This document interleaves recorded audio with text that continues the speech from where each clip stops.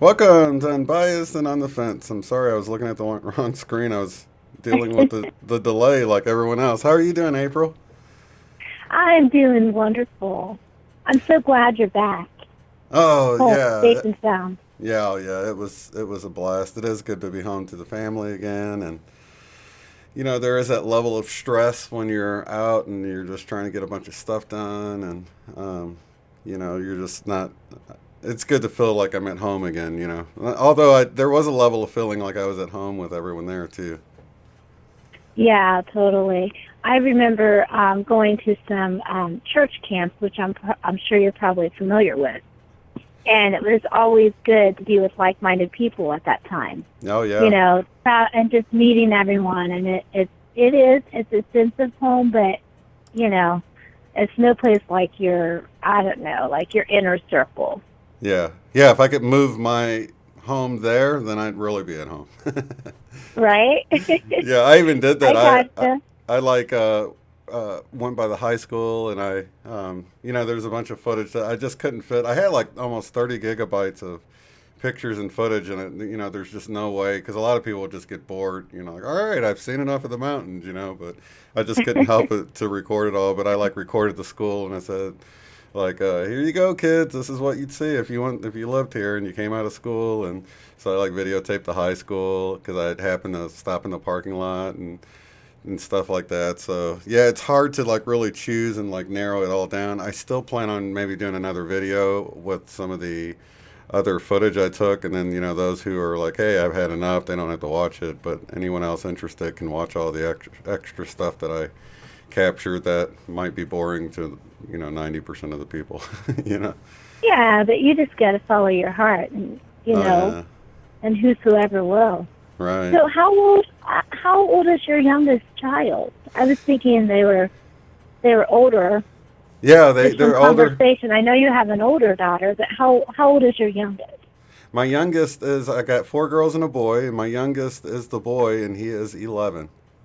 Oh, okay, Yeah. okay. So yeah, you're still like doing some heavy parenting there. Oh well, not like my first. I'm a lot different person now. So. Oh, I get that. I get that. It's totally different. Well, it's just funny now because I think my children are parenting me now. Right. It's just so different. Life is so different.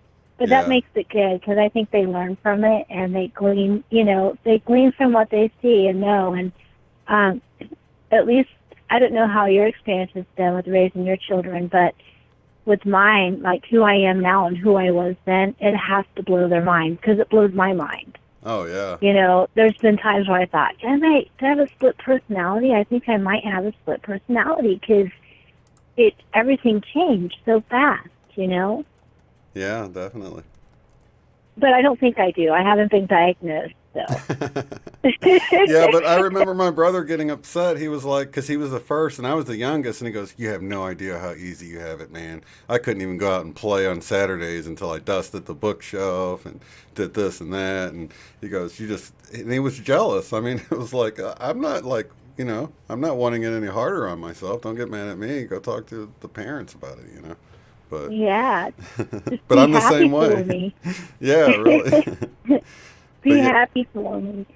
but I think Well, moving speaking religion. of, no, go ahead. I'm sorry. I was just going to say, religion was a super big part of my life when I was raising my first two, and now that I'm just more practical in general about things. So just a lot of the things are real. The things I teach my son nowadays are things that can really help him. It's not so mysterious as when you're, really religious and you don't really have practical answers for stuff. That sounds strange, I guess, unless you've That experienced that. does sound strange because it's almost opposite for me because I'm thinking religion was so practical for me. Right. And yet spirituality is so mystical Yeah. and mysterious. Isn't that something? And you're saying the opposite. Yeah. Like you're so I'm thinking religion was easy because you just had this checklist.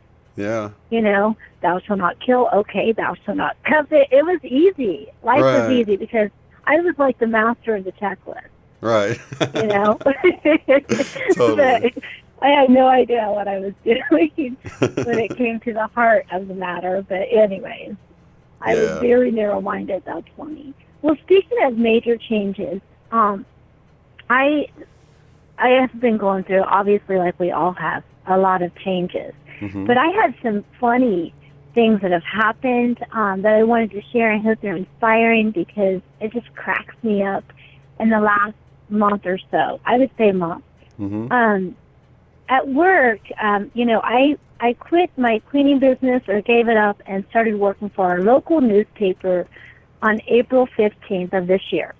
Mm-hmm. So that was already a huge change.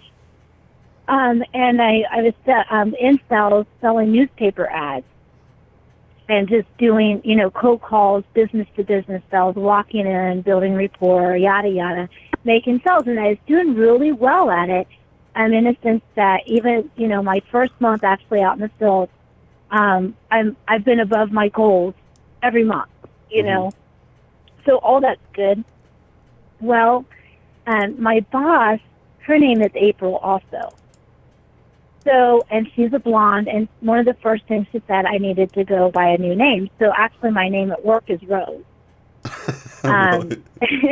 Right. So it's already, I take on a new role, and I'm like, you have no idea how easy this is for me because I'm a triple Gemini. So it's like my sun is Gemini, my moon, and my rising sign is Gemini. And plus, I have a bunch of other Geminis. So I'm like, oh, I'll take on a new role. Okay, easy.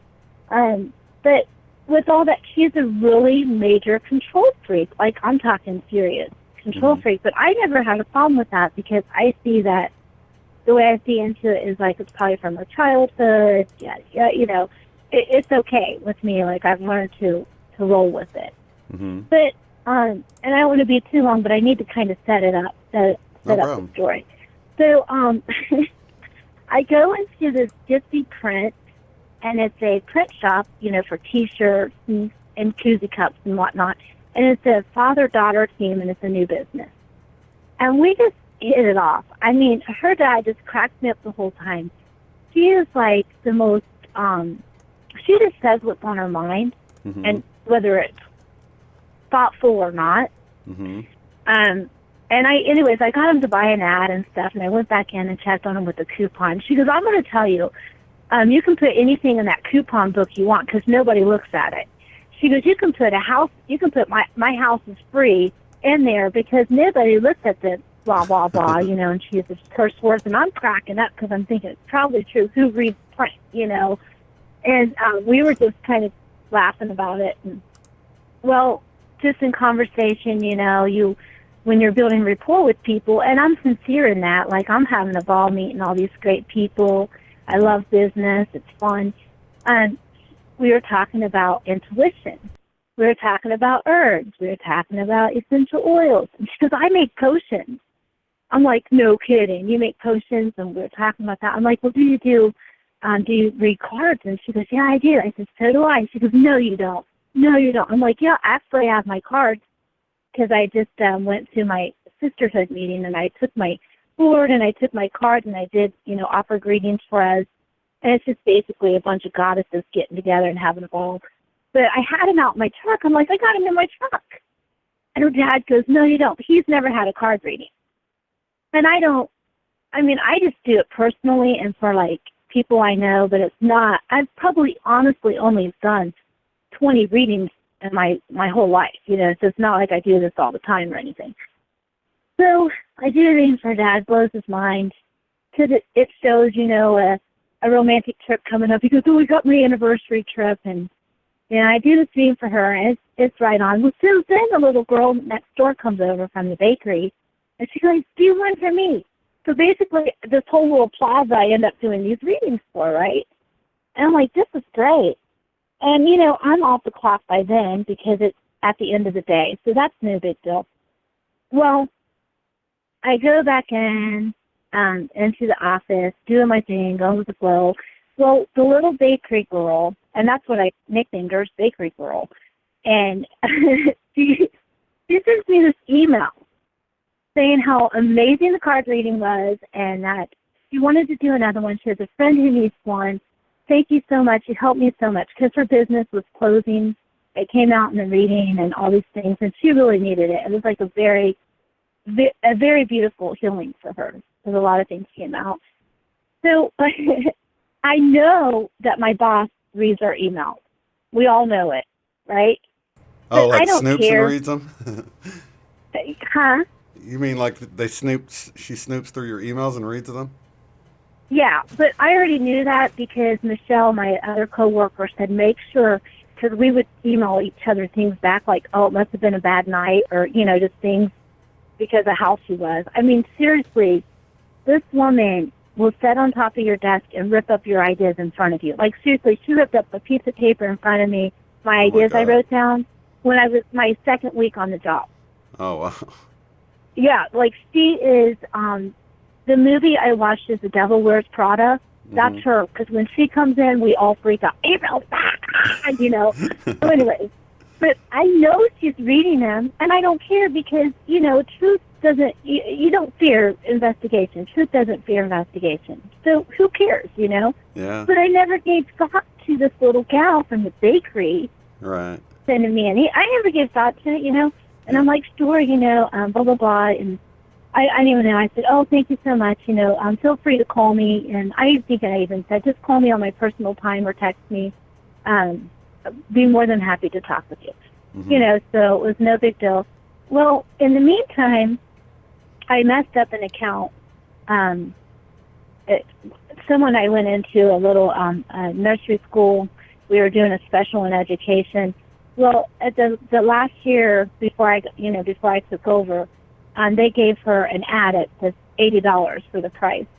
Well, the price was $160. I didn't know that. I just saw $80 on the sell sheet and quoted her that price. Oh no. Well, there wasn't an increase in price, but whoever had her before gave her a discount, and there was no note to say, hey, this is a discount. This is why we messed up an ad. Nothing. Right. So I just went with the price because I thought she was, had a contract with us. So anyways, that was my bad, my fault. So I talked to April about it, and it was like, I swear I had stomach issues, I was friends with the John, you know what I mean? Like, oh God, I can't tell her I messed up money. And anyways, I told her, I'm like, this is my fault. What can I do about it? And she goes, you're not going to do anything about it. You're going to make her pay the full price. I'm like, but they haven't advertised. Actually, it's been like a year before. I'm like, we're just winning them back. I don't know how to approach it. She said, tell her that you messed up, which you did, and give her the right price. This is exactly how she said it. It wasn't like, it's okay, you only been here a month, you know what I mean? Like, right. It was just, so I went ahead and paid the difference because I felt like it was my bad. It wasn't anyone's fault but mine, so I stepped up to the plate and paid the difference. Well, I didn't tell April that. I just went to our administrator and paid the difference, and she's as sweet as can be. We talk Bible all the time. This is Robin, and there's a reason why I'm telling you all this. So Robin, we talk every day. We're sharing scripture. We're talking about, and she's like Christian, narrow-minded. She's me 10 years ago, right? Right.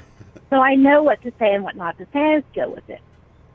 Well, all of a sudden, I come in one morning, and April goes, Rose, we're going to have a meeting in 15 minutes. And I'm like, oh, crap. I'm thinking, she found out I paid the $80. You know what I mean? Like, the difference. Right. And I'm thinking in my mind, well, big deal. What am I going to do? Get fired for paying someone's bill? Like, how could she be mad? Right. if I said it was my mistake and I paid for it, right, out of my own pocket. Mm-hmm. And so I'm thinking it's all about that. She brings Robin in, and I'm sitting there, and I'm thinking, I know what to say. Like, I'm going to stand up for myself. Like, I'm giving myself an inside pep talk. Right. She looks at me, and she's like, so how many clients or potential clients do you plan to do psychic readings for? And I'm like, what? She said, and she reads the email. It's like, I'm like, I'm not psychic. She goes, you did card readings for this person. And you know what? I said, I'm not psychic. All I kept saying is, look, I'm not psychic. I said, I just am not. I said, I didn't know what to say. I said, all I can say is I am whatever I need to be when I'm out there selling. Mm-hmm. Conversation came up, and I said I got mixed up into something I shouldn't have. I said, but I don't really do that all the time.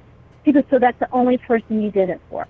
I'm like, yeah. So here I'm thinking, she's thinking I'm like this card reading gypsy. You know what I mean? And I'm like, I don't know. And she just, and Robin gasped for air because now Robin thinks I'm going to hell. Right. Because she's a Christian. And I'm thinking, oh my gosh, how did this happen? I felt so bad. So anyways, at the end of it all, she just said, just stop doing it. If you have to break your connection with them, you break it. And I'm like, okay, but I want you to know. And so I feel like I need to speak up for myself and just say that this, as a rule, that doesn't happen. It just so happened that day. It was at the end of the day, you know. Right. And anyway, she goes, I can't tell you what to do on your personal time, but you will not, you know, partake in things like that on our time. And she said, and I need your Facebook password because I have a Facebook for work, right? Uh-huh. And she gets my password and goes through all my Facebook stuff. Oh my And I God. know she does. I know. But anyways, long story long there. That was the beginning of all this fun stuff that starts happening. So then I'm cracking up. I have to go on a prayer walk when I leave from there, not because of the whole card reading thing, but because I lied. Mm-hmm. I mean, I lied right in her face. And to save, I don't know, to save my job, but honestly, it was more about Robin. Mm-hmm. And Robin not thinking I was going to go to hell, and I don't even believe in hell, Mm-hmm. you know. So I had to go on this prayer walk, and it took me, I don't even know, probably 10 times. I don't even know. I probably walked 3 miles, you know, Right. walking and talking to God, like, oh my gosh, I could feel it inside of me for not standing for my truth and lying in someone's face. It was just like the fall from grace kind of thing. So it was just saying And that you've only done it for her, or what was the actual lie? that I'm not intuitive, and that it, you know, just that I got caught up in it. Right. I got caught up in the card reading. I walked around the truth. Right. So what? It and was more like kind of like I don't know, a white lie. It wasn't No, really it was a straight face lie. I'm telling you, I know it was. Right. Trust me, I've already confessed. I can say it now. I'm forgiven. Right. Everything's okay. Yeah, and that's really the thing. If you felt it hanging over you, I guess that's when you really need to deal with it. You know what I mean? Yeah. But so that's when my healing journey began, and I once again just really stepped into that and thought, you know, I never want to do that again. I can't say I never will, Mm-hmm. but I didn't realize how bad it felt because I hadn't done anything in my version of wrong in so long. I forgot what it felt like that shift in energy. Yeah. And it was like the best way I can describe it, fallen from grace. If that's, you know, from what you and I would say, fallen from grace, but in reality, it would just be the vibration change, you know, vibrational change. Right. Yeah, it's And that vibration. Yeah. Yeah, a lower vibration. So anyways, went on my prayer walk, got myself straight. Thought, you know what, I'm going to quit this job because, number one, it's all a big lie anyways. I'm lying to people about the circulation of the paper, which I discovered, and yada, yada, yada. So now I have a new job already. I just put it out there, and the great creator blessed me with a new position, and I start on the 15th. So today was my last day at the old place. Oh, awesome. So, You excited about it? Yeah, I got to... Huh? I said, are you excited about it? Oh yeah, I know it's divine intervention. That's the way I look at it. Sweet. I feel like it was divine intervention that pushed me out of that position and into something else. And it's better pay and more freedom, and it won't be micromanaging. But with that, I'm just saying that that whole thing pushed me into the holographic universe Mm-hmm. and the thoughts on that and how that works. So I'm trying to think of her name. Is it overprotective? Is that Sherry? Oh, yeah. Overprotective? Mm-hmm. Sherry. Yeah.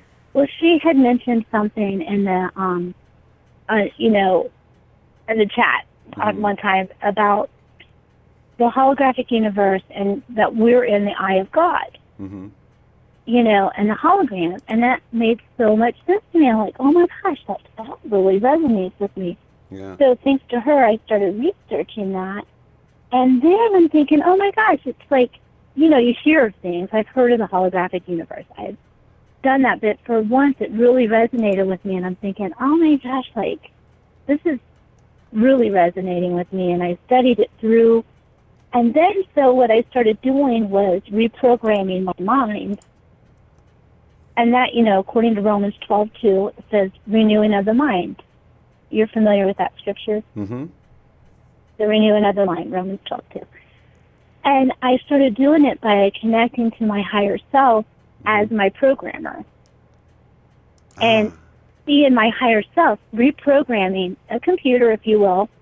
So, and the reason I'm sharing this is because this is made in the last month. I have overcame more than I have overcame in my whole life through Christianity, through, Christ consciousness, through the shamanic priestess process I've went through, walking with the shadow, or maybe it's all of that I did that made this work. I'm not sure.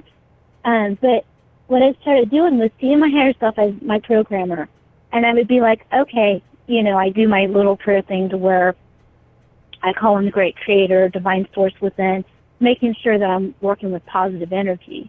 Mm-hmm. And I call him my higher self, and I'm like, delete, cancel, and deactivate the program of, fear of whatever I'm working on, right? All right. And then send it away, send it to God, loved, healed, blessed, and forgiven, that it may be transmuted and integrated into the opposite energetic form from which it came. Then I reprogram the program I want. Mm-hmm. But what I'm trying to tell you is it really works, like, instantly. Wow. It's, like, gone. It's, how you sometimes think you overcome things, but you still get tempted by it? Yeah. It doesn't happen. I mean, it's like, it's dead to sin. It's like the temptation is really gone. It's not, it's just not a part of who you are anymore. I mean, this is my experience.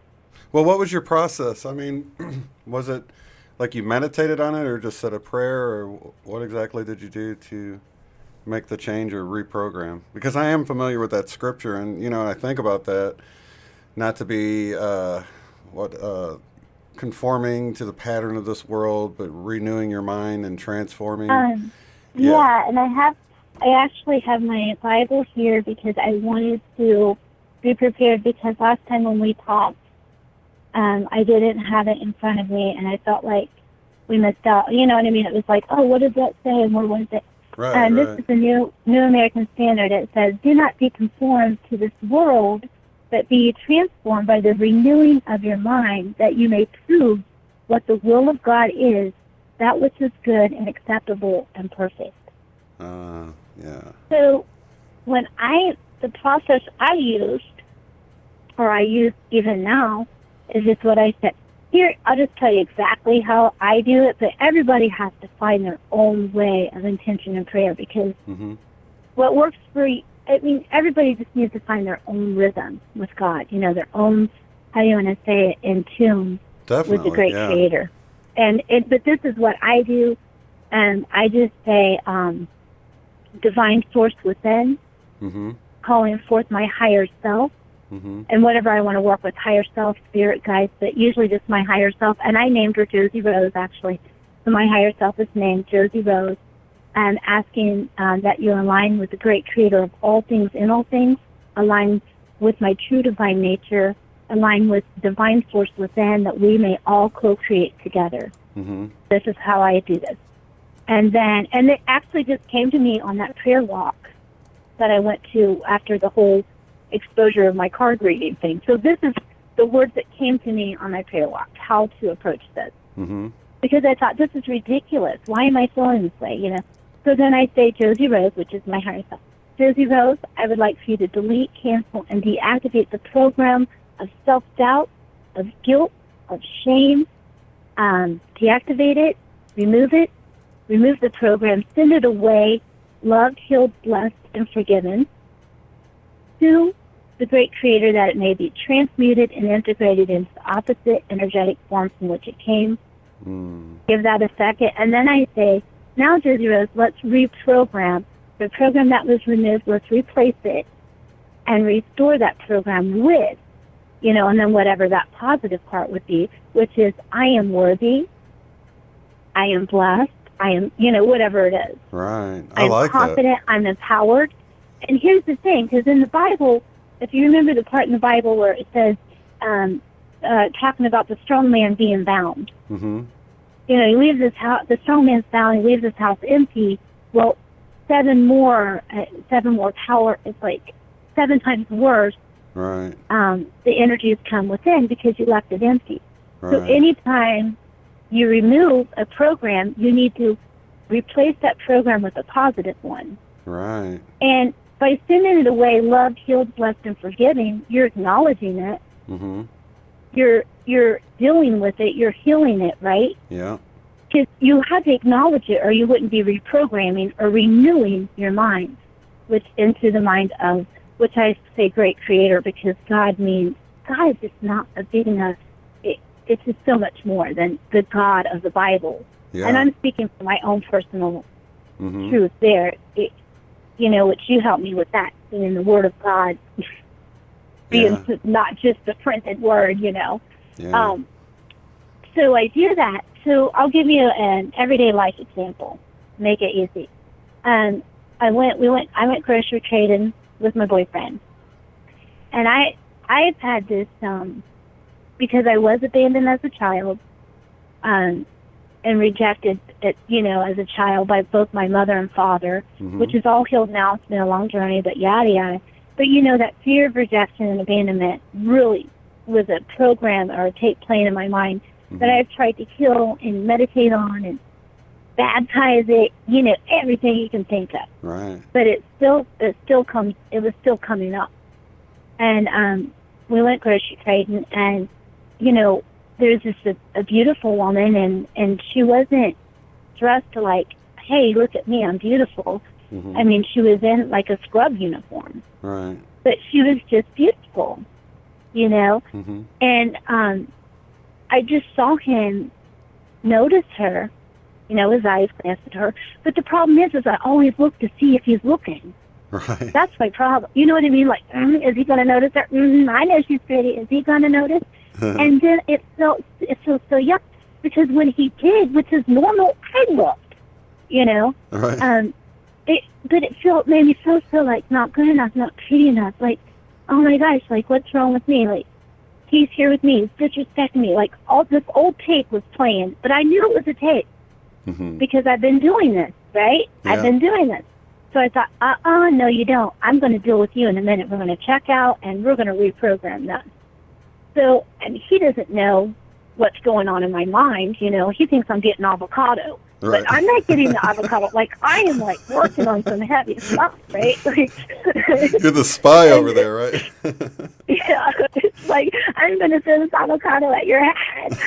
It's like, Well, just to be, you're being completely 100% woman. I don't think you're, anything different than any woman. In fact, I think, I've learned to just resist the temptation to even look, even for a glance, just for the satisfaction to know, haha, you didn't catch me because I didn't do it. You know what I mean? But right? yeah, I or think, you walk behind us. Like, right. come on, you really think I'm not Right. like not naive that you're going to walk behind me? No. Not so you can watch my sexy move either. Right. Well, anyways, but that's healed now. Here's how I healed it. And this is so great. And I know it comes from divine, like the reprogramming part, because I can't come up with this on my own, like from my carnal man, from my own conscious, like the physical part of me. Right.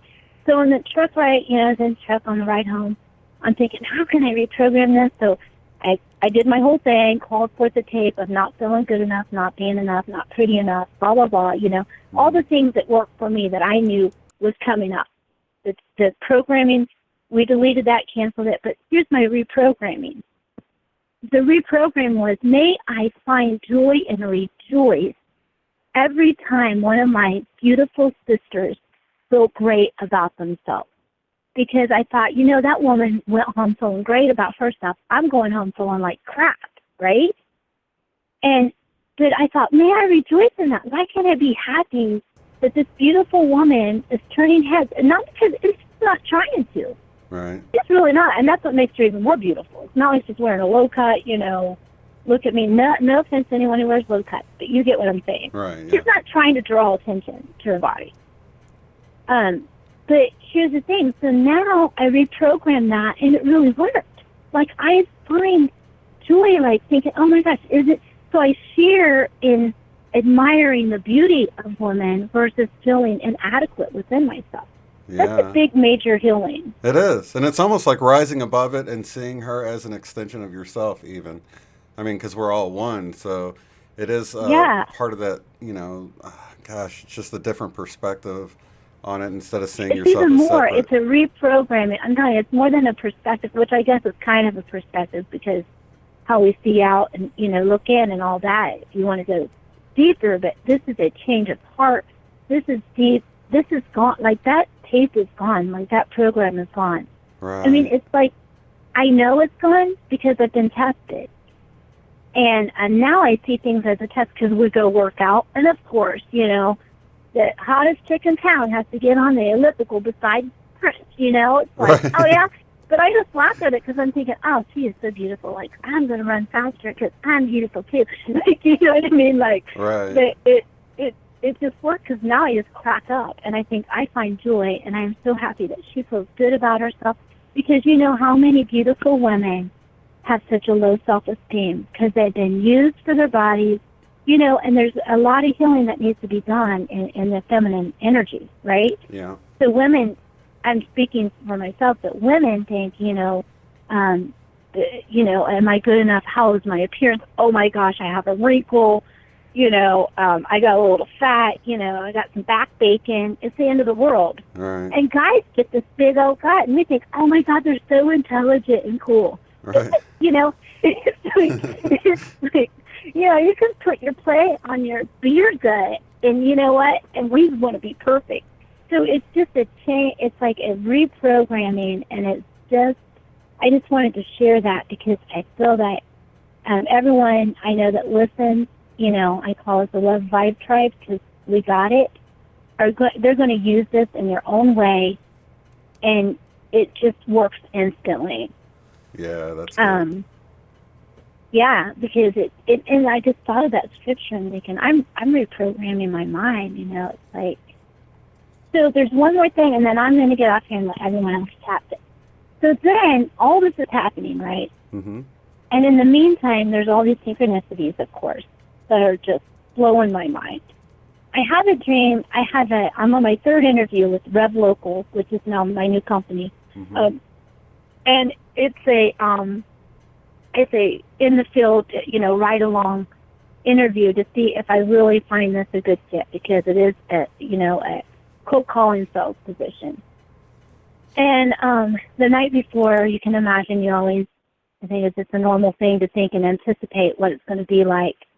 So I have this dream, and in my dream, there's this big, huge steps walking up to Rev Local companies, corporate office, right? And there's this little young girl saying, come on, and she calls me Rose. Come on, Rose, we're going to be late.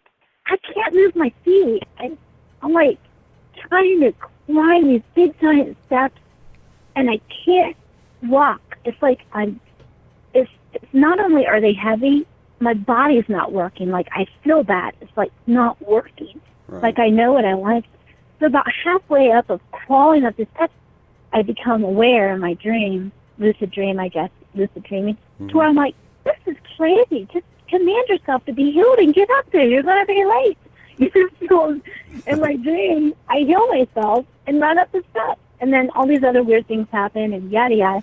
So the next day, I'm on my way to the interview, and I'm talking to PG, my daughter, and we are she says, Mom, you know, this is giant steps forward for you, and encouraging me, right? And I'm like, speaking of giant steps, I had this dream, and, you know, there was these big steps, and I said, it's funny that you're saying that, because when I was drinking my morning coffee, I was analyzing my dream and thinking of, you know, break those chains that bind me from the poverty, you know, the poverty mindset, and move forward onto success and yada, yada, right? It was real easy once I let it go. Right. You know, let go of the old belief system.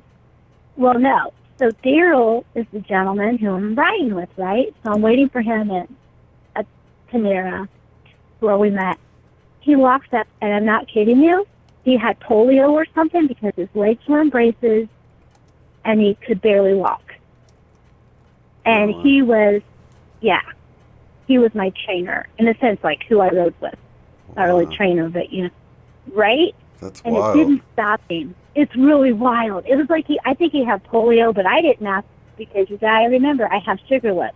Right. So I knew how to treat people with disability. I treated him the same as I would anyone, looked him in the eye, and didn't even let him, like, miss a beat, you know? Didn't gasp or, like, oh, God, you know. But you were, like, prepared in your dream for it. That's so wild.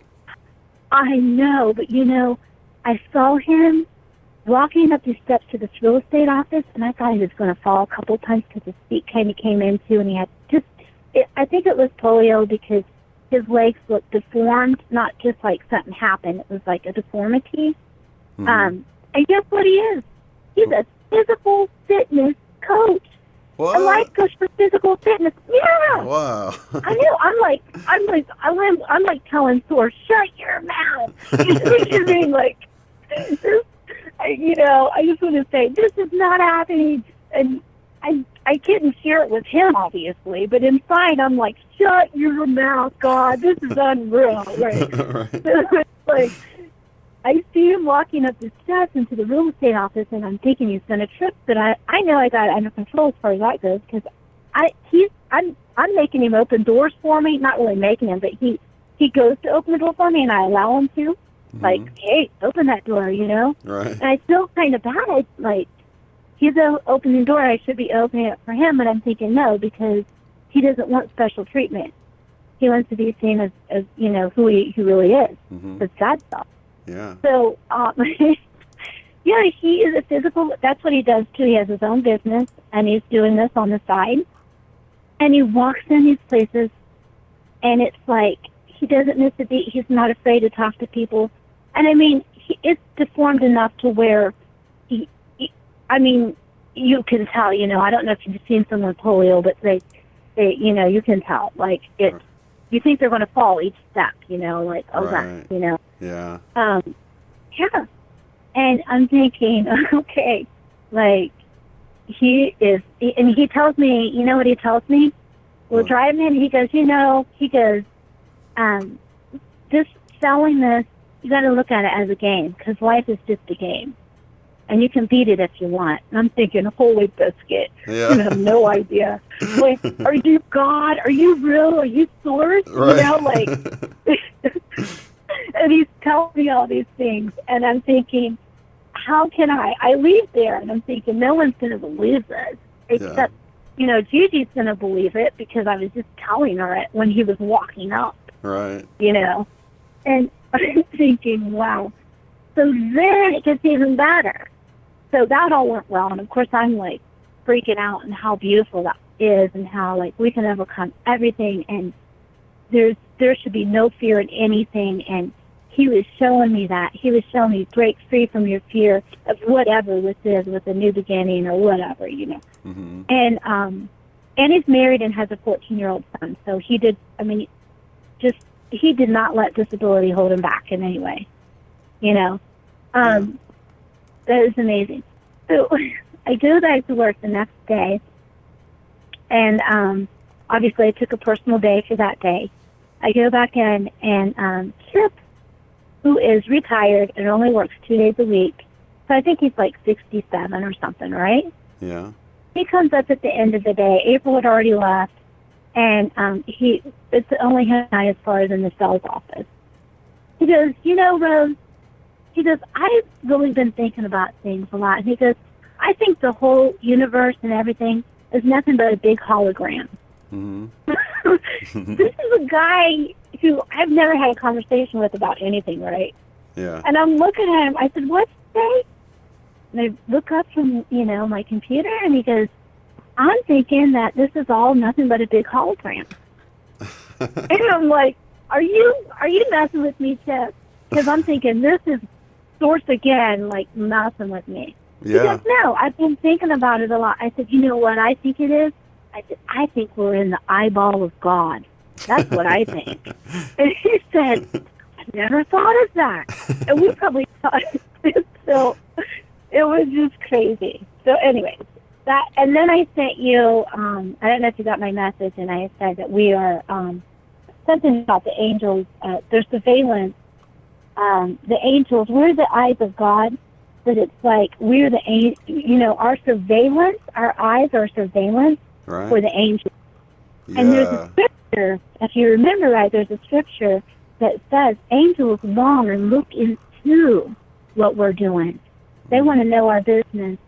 That to me just blew me away because, okay, here's the thing. It says, Matt Kahn is where I heard this. Actually, I listened to Matt Kahn. Anybody who knows Matt Kahn, he's awesome. He, a YouTuber? Huh? Yeah, he's a YouTuber. Okay. Look him up and look up his latest video was called Releasing Judgment. Mm-hmm. But he quoted this. Our eyes are angelic surveillance programs reporting back to the angelic realm.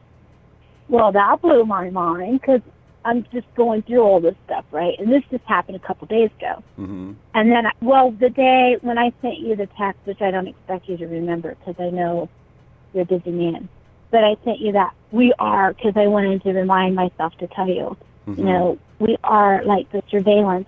But the scripture says angels long and looking into what we're doing, right? Mm-hmm. And think about the sea of glass.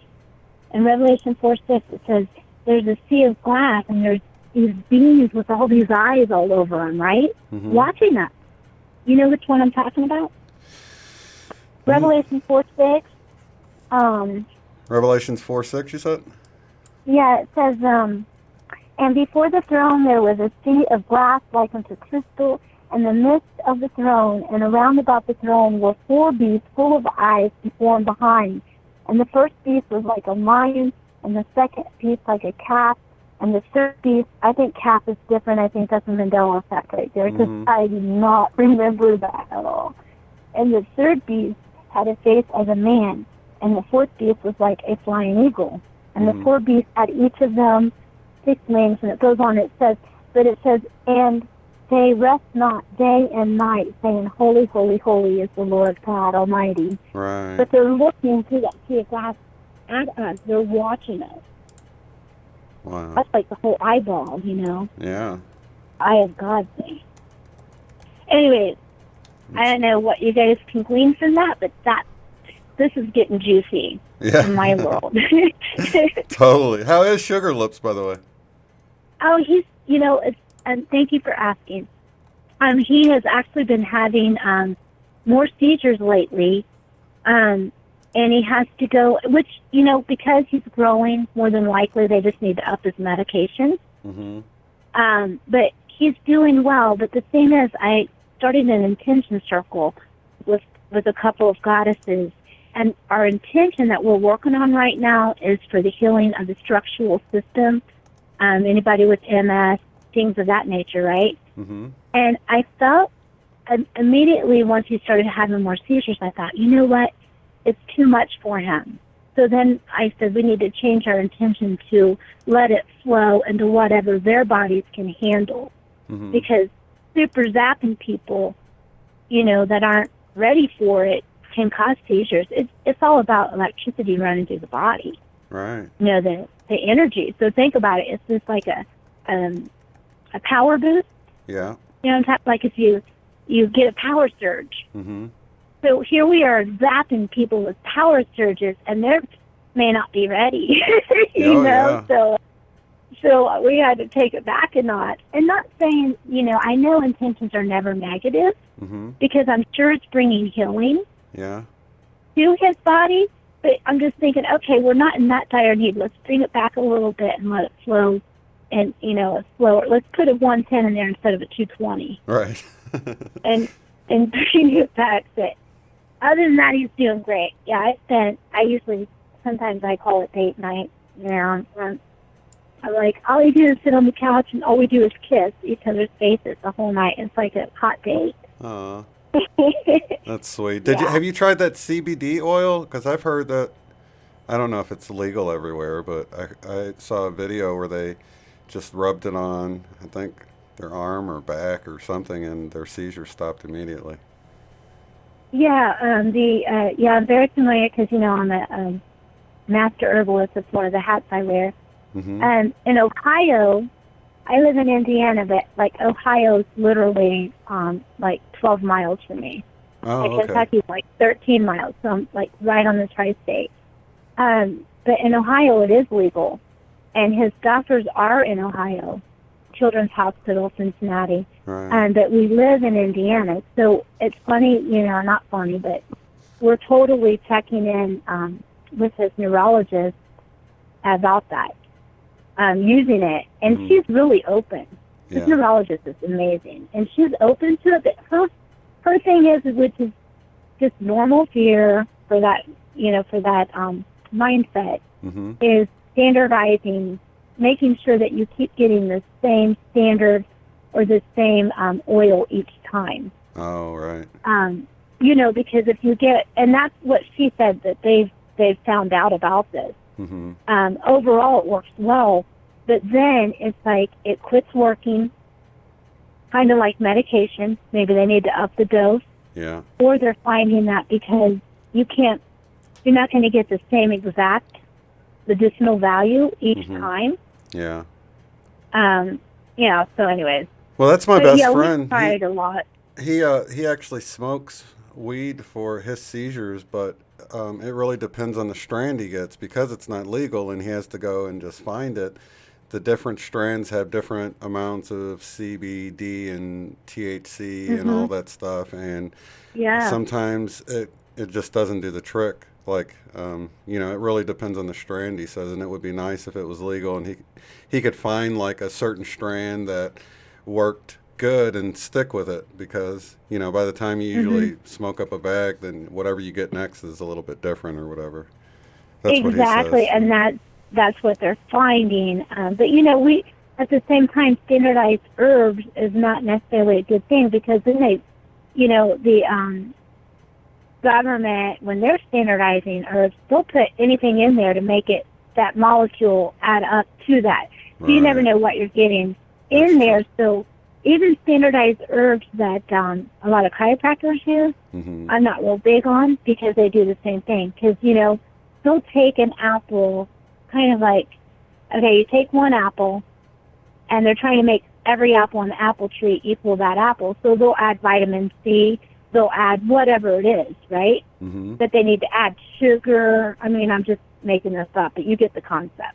Yeah. They're going to add whatever it takes to make that component equal the same as it was last time, and you never know what they're going to pull from their hat to do it. So it's kind of like you need to grow your own. Everybody needs to grow their own, and you know what you're getting. You know it's not being sprayed with stuff. And I would be great at doing that, but I can't do anything with it. Just so everyone knows, April, if you're listening, she's probably listening. Like, she's probably, like, stalking me on what I'm doing. Just so everyone knows, I cannot smoke it. If I smoke it, I'm out within 2 minutes. Like, passed out. I'm passed out. But I sleep really well for, like, 12 hours. Knocks me out. Well, it's different if you smoke it all the time, but if you, like, just smoke it every once in a while, it's a completely different effect. So even now, Yeah. even though I used to smoke it all the time, even if I smoked it right now, it wouldn't be nearly what it was before. I just don't want to open that can of worms. It was hard enough to quit for me because I depended on it for so many years, and Yeah, you were also on Adderall, correct? So yeah, like, that's a big change for you because yeah, those are like, well, the marijuana has never been, like, I haven't found anything majorly wrong with it other than I think sometimes if people overdo anything, right? I mean, yeah, I can overdo water or whatever. yeah, Um, it can numb you down or maybe stop you from progressing as yeah. much as you maybe would have.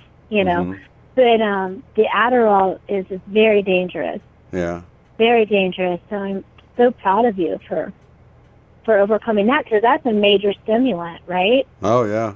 And it's real. Gosh, it's so heavy when you first quit, and it's like quitting, caffeine. And I was taking caffeine along with it, so yeah, I was majorly getting dosed. It's like legal methamphetamines. Of course, it's a lot cleaner than the stuff with Drano and stuff in it that they sell in the streets. But You hope. I hope, yeah.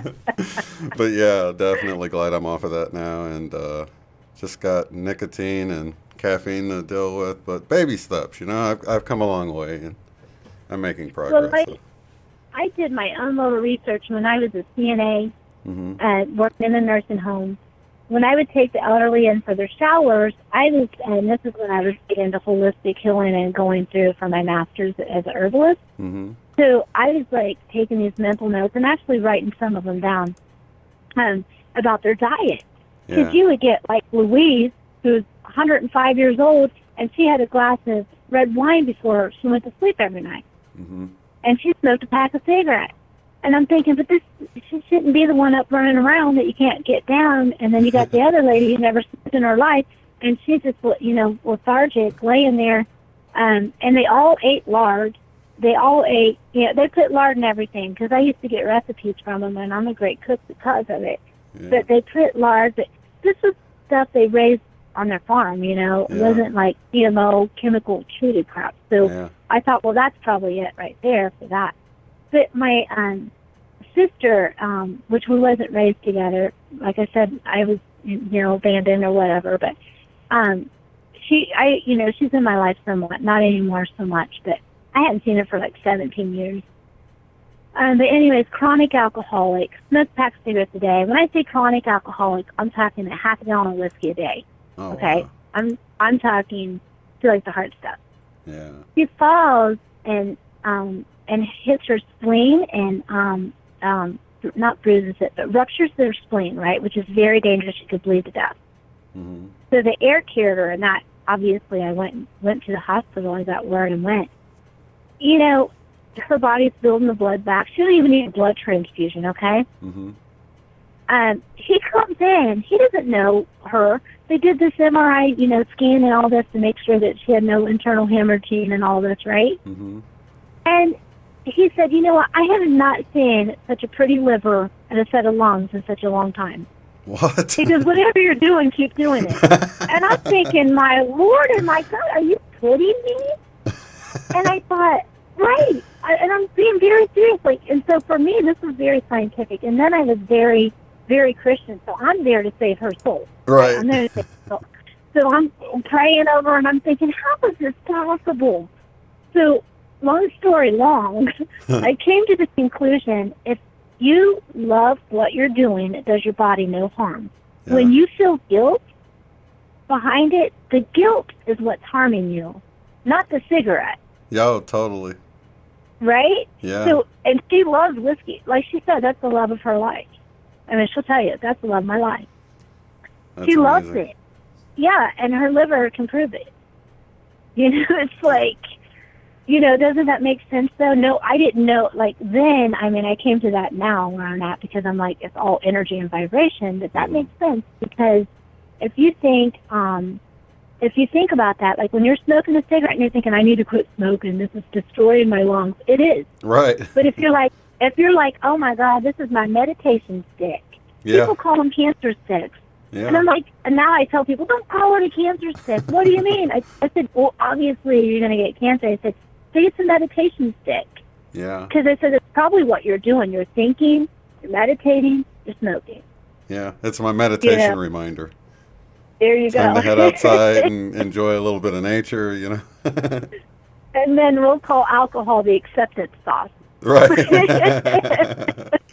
But yeah, I think intention has everything to do with it. That's why, like, people that are like, you know, maybe they're trying to become a vegetarian, and then because people have told them that they need to, and now they're starting to be, you know, feel guilty about it or whatever. I'm like, just, you know, relax and change when the time is right. When the time's right, you'll do it, and don't stress over it, because that's really the danger, is the stressing part of it. Well, you know, the Bible says, if anyone tells you to deny meat or marriage, they're not, you know, it's not of love. Yeah. In Thessalonians. But so I always thought, you know, it's all an intention. You're right about the food we eat, and blessing it and sanctifying it.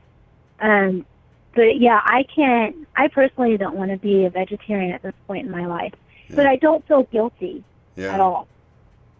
Because I know I honor God's creation. I know I live my life in an honorable way. You know, so it's not, it doesn't work for me. But if I felt guilty, it probably would do my body harm. I'd probably be full of parasites. Thinking about, oh gosh, I'm eating red meat and it's got parasites in it. Yeah. I'm just like, extra protein. Yeah. You know? Yeah, there's even a scripture where it says if you go into someone's home and they like set something down to eat that, you know, you're not supposed to eat, to avoid offending them, just enjoy your meal and or something. I'm paraphrasing, but it was something. It's in Romans. Yeah, it's in Romans, and it's talking about if you do not eat in faith and don't eat. Oh, here it is. Oh my gosh, I looked down. There it is. I'm not kidding you. Wow, I love when that happens with the Bible. Romans 14, and 14, and I'll start in verse 18. For he that, okay, and this is King James, I'm sorry, but I was raised on King James. For he that in these things serveth Christ is acceptable to God and approved of men. Let us therefore follow after the things which make for peace, and things wherewith one may edify one another. For meat does not destroy the work of God. All things indeed are pure, but it is evil for that a man who eateth with offense. It is good neither to eat flesh, nor to drink wine, nor anything whereby the brother stumbleth, or is offended by it, or made weak. Hast thou faith, have it thyself before God. Happy is he that condemneth not himself in the thing which he alloweth. And he that doubteth is damned if he eat, because he eateth not in faith. For whosoever is not in faith is sin. Everything we just said. Oh my God, that gave me chills, because I haven't heard that since I had this different understanding, and when you're reading that, I'm like, holy cow, there it is, in black and white, as plain as day. Yeah. And you know, the church tells you it means this, but when you think of it with intention and what we were just discussing, it totally aligns with that. Yeah, totally. That's amazing. Yeah, that's why I've read the Bible. That's why I've read the Bible so many times. It's like you go over it, and as soon as you have a new understanding, you reread the whole thing, and you're like, oh my God, dude, this totally makes sense. This isn't at all like the church would have you believe. And then you start reading it again and again as you... That's how I've deprogrammed myself, dozens and dozens of times reading the Bible over. Right. Renewing the mind, right? Yeah. There you go. So here's the thing. When I have my sisterhood, my goddess sisters, and we're amazing, beautiful women. We all went through this priestess process, which is basically meeting the shadow, digging out things, and it was just juicy. But you're connected. Your circle is so connected, like we are, like the Love Life Tribe, you know? Yeah. And but I sent out a text. We always group text, and I said, if you are a vegetarian, do not read any further. And then after that, I said, you know, it's deer season. Anybody want? Because we make broth. Bone broth is very healthy. Yeah. And it's organic. Deer is the best organically red meat you're going to get. Mm-hmm. So, but in respect of them, you know, I'm not going to try to offend them. I'm obviously, if I know someone's a vegetarian, I'm not going to give them a big bunch of deer meat. You know, it's respect for them. But we all love one another, so it's no big deal. But if they read further after that, that would be their problem. Because I said, if you're a vegetarian, do not. And they all know me as, you know, they think I'm just a hillbilly. They probably think I eat roadkill, honestly. Yeah, that's But we actually went to this vegetarian restaurant when I was down there, the big group of us in Sedona, and I got to enjoy this vegetarian sampler platter, and it was actually cool. You know, I was like, I'm just gonna enjoy this with because a lot of people were vegetarian, so we had to pick a restaurant like that. But I just enjoy yeah, trying something different anyway. yeah, and it's no big deal because when you love people, nobody has to tell you, oh, respect them is a part of who you are. You're going to put, because of your love for them, you're going to put them above your own needs, anything. Like, Totally, yeah, it's a natural thing. Like, would you even think of ordering a T-bone steak sitting there with a bunch of vegetarians? Like, there should be no separation, yeah, in that. But out of honor and respect, and they should honor and respect meat eaters also. And I think most of us in our tribe would. Like, I don't think anyone would damn anyone. Well, there is no hell, so it doesn't matter what's going to happen. yeah, I'll just have to reprogram when I, get a minute. yeah. But anyways, thank you for listening. I just thought it was so important to share because with great victories, even the small victories, which may be small to others as humongous victories for myself. Yeah. And the idea of thinking of my higher self, I mean, I visualize her on a computer and like reprogramming things. Mm-hmm. Like, drop that in, girl. Right. Let's hit it. Like hit enter. Yeah, I got it. Right. And what's so amazing about it, in the Bible it says, be dead to sin. Yeah. Well, I view sin as just anything that keeps you from knowing who you are, which is divine. Right. So it's not like an action, if you will, but be dead to sin because he said a dead man can't be tempted. Yeah. You remember that scripture? You can't tempt a dead man. Then what are you going to do? If the man's dead, what are you going to do? Tempt him with what? You're going to put a Bud Light in front of him and say, drink it? Right. He's dead. He can't be tempted. So it means that it no longer remains in him. Think about that, how deep that is. Oh, it yeah. no longer remains in you. Like, you cannot be tempted. Yeah. And I always think of the whole take up the cross daily thing. It's like nailing the ego to the cross so your higher self can operate. And it's like you're dead to sin when you're dead to the flesh. Of course, we have our individuality, but we shouldn't let it drive the vehicle of our existence, basically. Well, the beauty of sending it away, loved, healed, blessed, and forgiven, is acknowledging and honoring that what do you want to say, like the opposite, what would be a word for opposite? Contrast, if you will. Mm-hmm. With the shadow and the light, they're both beautiful. They're both created of divine. Yeah. God created both good and evil. The Bible says God created both good and evil. Yeah. Does that not blow your socks off? Yeah, well, you think about a wonderful smell, and it's not wonderful except that there's also awful smells that make the wonderful smell that much better, right? Right. So when you acknowledge the program I say that no longer serves me, not so much that it's bad, but it no longer serves me. Like poverty no longer serves me. You know what? Because you can't do things you want to do. It's not that you love money. I don't love money, but I love what money can do. Yeah. Because you know what? Money took you to Sedona. Yeah. Right? Totally. Without it, you wouldn't have been able to experience what you love. So it's like I had to reprogram my whole mind on success and stuff. And it was amazing. As I was going through deleting the files, I was acknowledging that belief.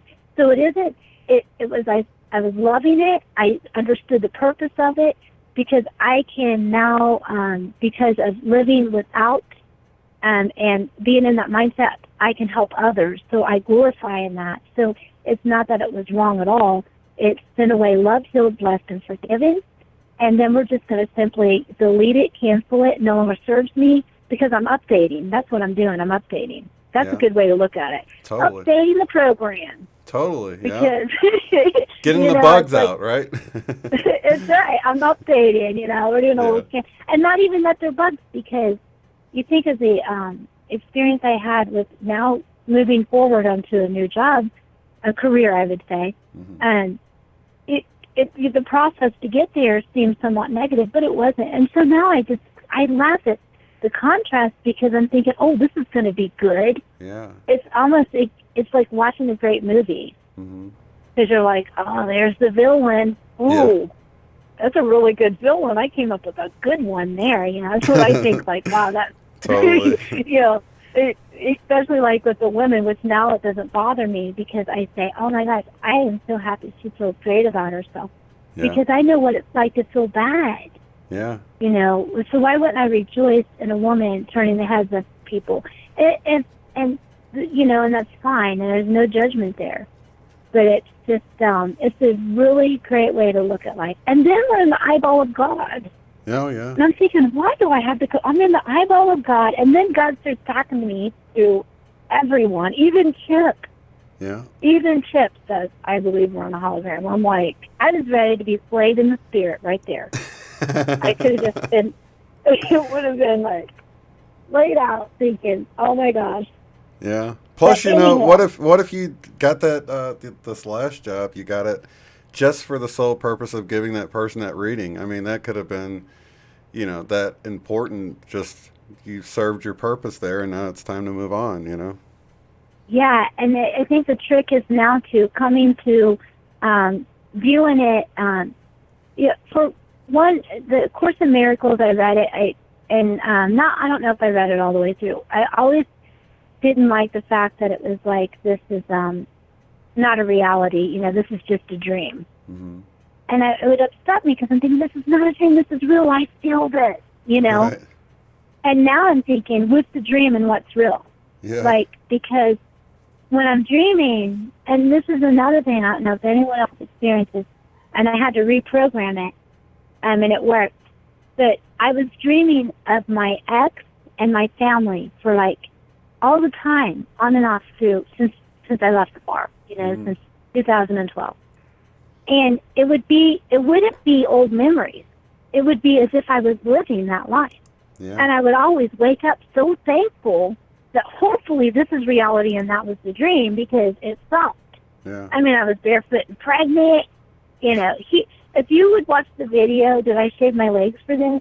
With Deanna, I think it's, she sings Strawberry Wine, Deanna Carter. Mm-hmm. And that was my life. I swear, if you watch that video, that was my old life. And it cracks me up. There's even a goat, and I had a pet goat named Banjo. But so I wake up, and I'm like, oh, my God. I felt like I really lived that. And it's like, it's real. And I thought, you know what? I need to reprogram that because I think it's just residue.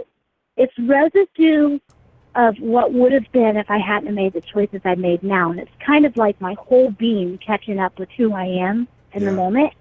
And I'm healing past, present, and future all at the same time. It's simultaneous, right? So it's like as I'm healing all these things now, that's fading away.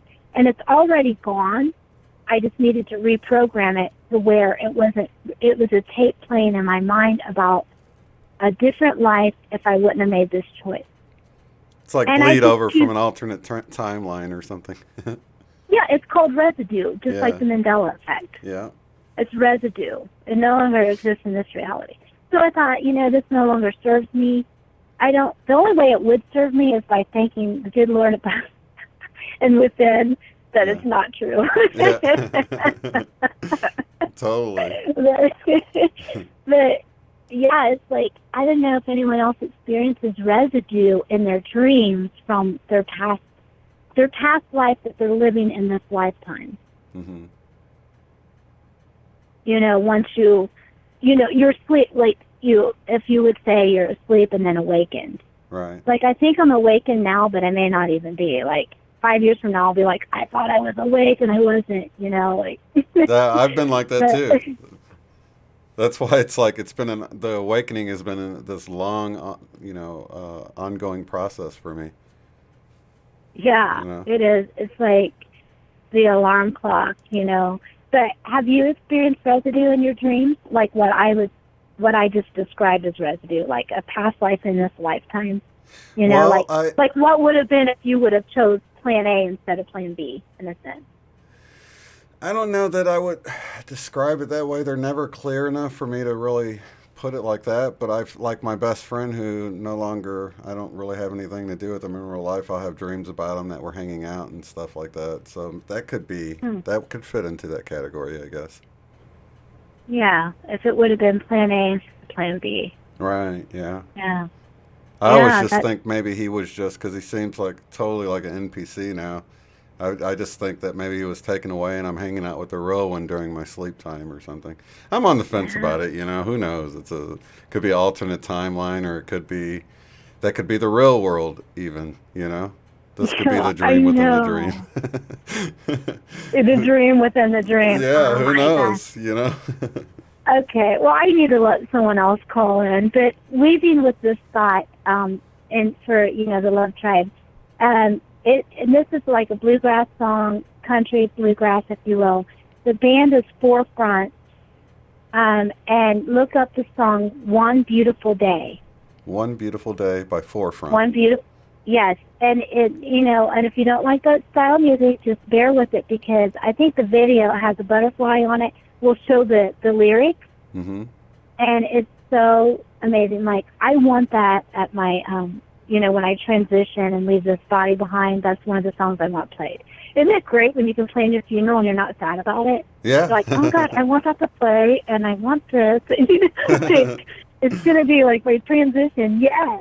Right. But it's a song about about the dream and being all one, and it's just interesting that a bluegrass band will play that because they're it's in their frequency usually that the bluegrass gospel band is in. It's really closed-minded as a rule, Yeah. but this song is so open. It's like right on. Yeah. Totally. I have to check that out. Okay, well, thank you for listening to me. No problem, Ramble April. on. No. Thanks for everybody enjoyed the conversation. In fact, you probably have some questions once you get into the chat or whatever. But people were loving it, so it's all good. All right, I love everyone, and I want to, I feel like I'm so encouraged so many times by the chat and by what is spoken of, and it's really got me where I am today, like all of it together. Totally. And I know we're all in this together. Now that channel So you mentioned earlier, Matt. What was his last name again? Can you spell it? yeah, it's Matt Kahn. I don't even know if it's like Kahn Baloney anymore. Is it spelled the same? But it's Kahn. Oh, okay. Kahn. Yeah. Oh, okay. Yeah. Yeah, Matt Kahn. And I think it's his videos used to be True Divine Nature, but I don't know if he changed that recently. But he's on Hay House Radio. He just started on Hay House Radio this year, 2018. But Okay. you can go back and listen to it. I mean, you'll just love it. He's really fun and funny, but it's interesting that he had that in there. Matt Kahn, All for Love. Yeah, it's coming up here if you just put in Matt Yeah, Kahn. All for Love. Yeah. And so the last one was, I think, Releasing Judgment, or something about letting go of judgment or releasing judgment. Okay, awesome. And he's Whoops. great. All right, thank you. I can't wait to hear the next caller. So, Okay, talk to you later, April. Bye-bye. all right, be blessed. Bye. You too. Bye-bye. I think that's interesting when so she had that experience where, sort of reprogramming. And when you think about the fact that, say we're in this matrix and it's not like really a computer, like we would think of a processor inside your computer, but it's really consciousness driven. And we're inside this, basically like this consciousness bubble of potential. And once we start to take control of our life and we begin to, it's like we're hackers, right? You're like hacking the system with your consciousness, because your consciousness is what the system is made up of. And it's like when you do that reprogramming, it's like you're literally like a hacker and they're changing up the programming of your mind and your life just with your intention. And I totally I understand how that works now. I mean, I got this, I don't want to say I understand like I'm the ultimate hacker, but I can see it at work. I can see it really happening, and it's mind-blowing. It really is. I'm going to call up Not So Fancy Nancy. Try to anyway here.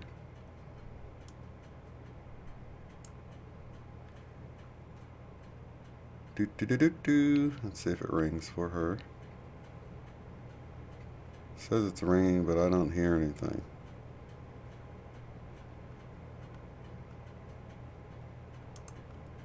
But yeah, that's oh, yeah, you're next.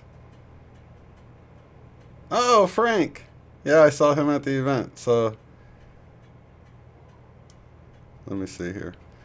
Nancy, I'm trying to. There we go. I think it's fine. Yay! Yay! Hi, Okay. hi Shane. How Welcome are you, back. Nancy? Thank you. I'm good. I'm good. I was so excited for you guys and thought about you when you were driving there, and I thought about you when you were driving back and sending light and seeing the footage and the videos, and you could just feel it. I felt like I was part of it. You know, it was really Yeah. really cool. I'm so happy for you guys. Oh, yeah, it was so fun. And gosh, like I said in that video, I really learned a lot about how much stronger we are together, because it was so funny because, me and Dan are like the YouTubers, and a lot of times it would be like we were sort of just sitting there not saying anything whenever there was a group discussion, just sort of observing these conversations during dinner and stuff. And, nobody would think I'm an introvert because, I'm on here talking all the time or whatever. But Yeah, typically yeah. I'd like run the quick trip or take my wife to work, and I'm like sort of off by myself all the time. And I don't even really talk to people on the phone when I'm not talking now on like the live stream. I tell people like, hey, just please email me. I just prefer email over talking and stuff, and it's just easier to deal with all the different conversations, and it sort of surprises people, that. But we had Carrie there, and he really pulled us out. You saw he was like standing at the edge and looking over, and he's like, Oh my gosh. he's this military guy that's really, he's Who? I don't know who he is. I heard you mentioning him only recently. Does he have a channel also? Has he been in our chat, in the chats? No, he's seen a few of my videos. He is really one of Allison Coe's Okay. clients, and Oh, okay. she wanted to invite him, I guess, because of his session or whatever. She felt like he needed to be there too. And he's actually from Oklahoma, where I'm from, but he lived Oh, in Albuquerque and then moved up to Las Vegas, New Mexico. It's a different Las Vegas. And so he drove down to Albuquerque, and he got there within 20 minutes of me getting to Albuquerque. So yeah, we that was followed each other. crazy. Yeah. Yeah, And we that both was left so at cool. different times than we thought we were going to. It was so I wild. know. And so we followed each Oh, other. We ended up stopping, and it was a 16-hour drive or so, but it took oh my much longer gosh. than that because we stopped for an hour 2 different times and just talked and stretched our legs and got something Oh, to eat and yeah. stuff. But yeah, it was a lot of fun. Well, it was meant to be for you guys to meet up like that within 20 minutes Totally. of each other. That's great. That's incredible. That's Oh, so happy wonderful. for you guys. So yeah, while you were off gallivanting, I'm kidding, I'm kidding. Um, yeah, I remember when last time I was on, I was talking about that movie, um, Fly. Oh my gosh, something with that boy and flying. The boy who could fly. Oh, yeah, yeah. Okay. Well, I have it saved to watch it. I haven't watched it yet, but someone in the chat had mentioned the movie Powder. Powder. I think it was Tony Taylor and Kate that mentioned Powder. Powder was in 1999. It was a boy that was born from his mom that was electrocuted and killed by uh, she was electrocuted by lightning, and he Mm. was really pale skinned. You remember this And movie? bald, right? I'm trying to Yeah, look he it was up. bald, very pale Oh, yeah. skinned, and he had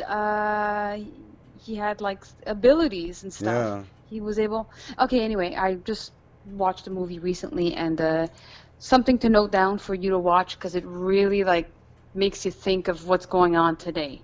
Yeah, I'll And have to him rewatch it going into again. like the light body and stuff like that is Yeah, because I really, remember really, him really, getting really cool. bullied at school, and Yeah, yeah. yeah, and April was mentioning something about hunters earlier and deer meat, being, but that brought me into a different direction, Mm-hmm. because in that movie, one of the cops that was a little rough with him was hunting with these boys, the boys that would tease him at the school that he was at, and he had the deer was not completely dead, and Powder, the boy, had touched the deer and Mm-hmm. grabbed the man's arm, and they made the man feel what the deer was feeling. Yeah, I remember that. Yeah, and he just stopped hunting after that because he didn't want to, because of that experience. Anyway, so that just popped up in my mind because she was Yeah. talking about hunters, and my son's dad was hunting right now, and it just brought it all together. But anyway, I wanted to talk to you about this Mandela effect. Two Okay. weeks ago, I saw on Moneybags from the song, you know the group Outkast, Andre 3000. Mm-hmm. The song is I'm Sorry, Miss Jackson. Yep, I know that song. Do you know it? Okay. Well, okay, so let's see what have you seen this on Moneybags? Is it a change in the actual video or the song itself? I think it's in Like the the lyrics and lyrics? the song itself. Yeah, in the lyrics. Oh, okay. Yeah, I probably would notice. Okay. Then this is a good test. Let's see what you remember, okay? Okay. When he's singing, I apologize, how many times do you remember? Ooh, this is going to be one of those dual memories. I hear billion Yeah. and trillion. Oh my God. Okay, so Is that the two I ones watched. at No, in it's question? trillion, or thousand. Oh, Apparently, what he remembered was 1,000 times, and that's what I remember. Like I remember it like 100%. That's what it is in my memory. So I'm at work, and I work in a restaurant, and I'm asking the kitchen guys because they're younger than me, 10 years younger than me, and they know the group, and I asked them the song with the blank, and yeah. they automatically, they're in their early 30s, and they automatically said 1,000,000,000,000 times. And I was like dumbfounded because I was like, what? No way. I remember it. It's 1,000 times, like for sure, for sure, for sure. Yeah. So then a week later, I'm at my sister's place, and both my sisters are there, and my brother-in-law. My younger sister, she's in her early 30s. Yeah. The other sister, she's closer to my age, closer to 40. And my brother-in-law is probably I think he's in his mid-30s also. But anyway, I asked them, and my sister, who's closer to me in age, remembers it as 1,000 times. Yeah. My brother-in-law remembered it as 1,000 times, and my younger sister said 1,000,000,000,000. And I was like, what? I just couldn't believe that these people, that we all had like different memory about it. That was So really it's like, currently trillion? yeah, Okay. currently trillion. Now I've heard it recently, so that I don't know. I Oh. think sometimes you overwrite it, and in your mind when you hear it the new way. If you're not looking out for it, I Okay. try to pay attention to that Mhm. now because I know how it works, and Okay. but like when I imagine 1,000, I can't even imagine them saying 1,000 times. Okay. Well, that's the thing with me. I hadn't heard the song in quite a while, Mm-hmm. and I watched that video, and before he says it, in my mind, it's 1,000. I Right. remember, I know that song well, and I Yeah. remember it rolled off the tongue very easily as 1,000 times. So to hear it 1,000,000,000 times, I was like, wow, this is crazy. And then asking the people at work, and they like right off the bat, 1,000,000,000 times, like it was right there in their memory, the tip of the tongue. It just blew me away. Yeah. Because this is the first time that I kind of experienced it in my kind of way, like Yeah. with people like close to me like that. Yeah. So that was something. Yeah, somebody in the stellar saying it can't be trillion. That's so funny. Yeah, so I know people that haven't heard it. They're like, "What? I gotta go listen to that. I can't believe it." Yeah, on Moneybags, that's where it popped up. Very cool. So on Tuesday night, I was coming home from work. Mhm. It was around 10:45, and I'm crossing the bridge because I work in downtown Montreal, old Montreal, and I'm crossing the bridge over to the South Shore. And the sky just was pulling my attention, and it was beautiful. It was like the base of the sky, and I wish I would have pulled over, but at that time at night, I had to get home. My mom was babysitting my son. I wasn't going to pull over on the side of the highway, pull out my camera, and there's no way I would have gotten good footage anyway.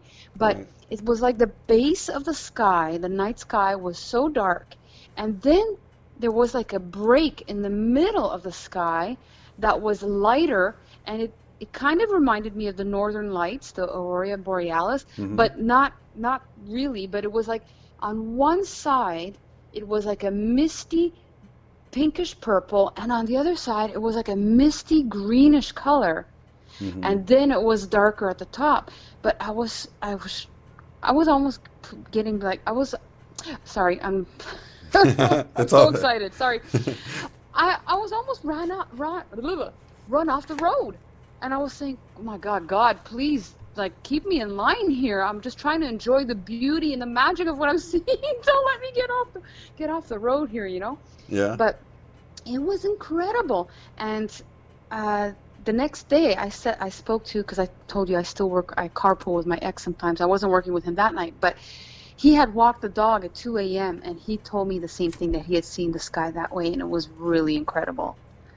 So, and somebody else told me that this could be it was Renee Garcia, that said that it's very possible that they were the northern lights, because I think they said with the pole shift and stuff, you would start seeing northern lights in areas where you don't normally see them. Yeah, further south. That's what I heard too.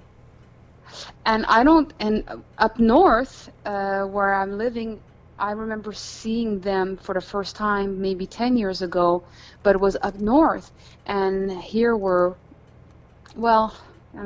is also a bit north, but I was just surprised to see that. So, I don't know, it was beautiful. So you didn't get photos because you were driving, right?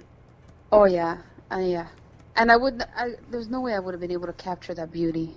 Yeah, you know, that's I true. had my cell phone. There's no way at nighttime also. I mean, but anyway, let me see. I wrote down really quickly, because it's not gonna be a long one for me.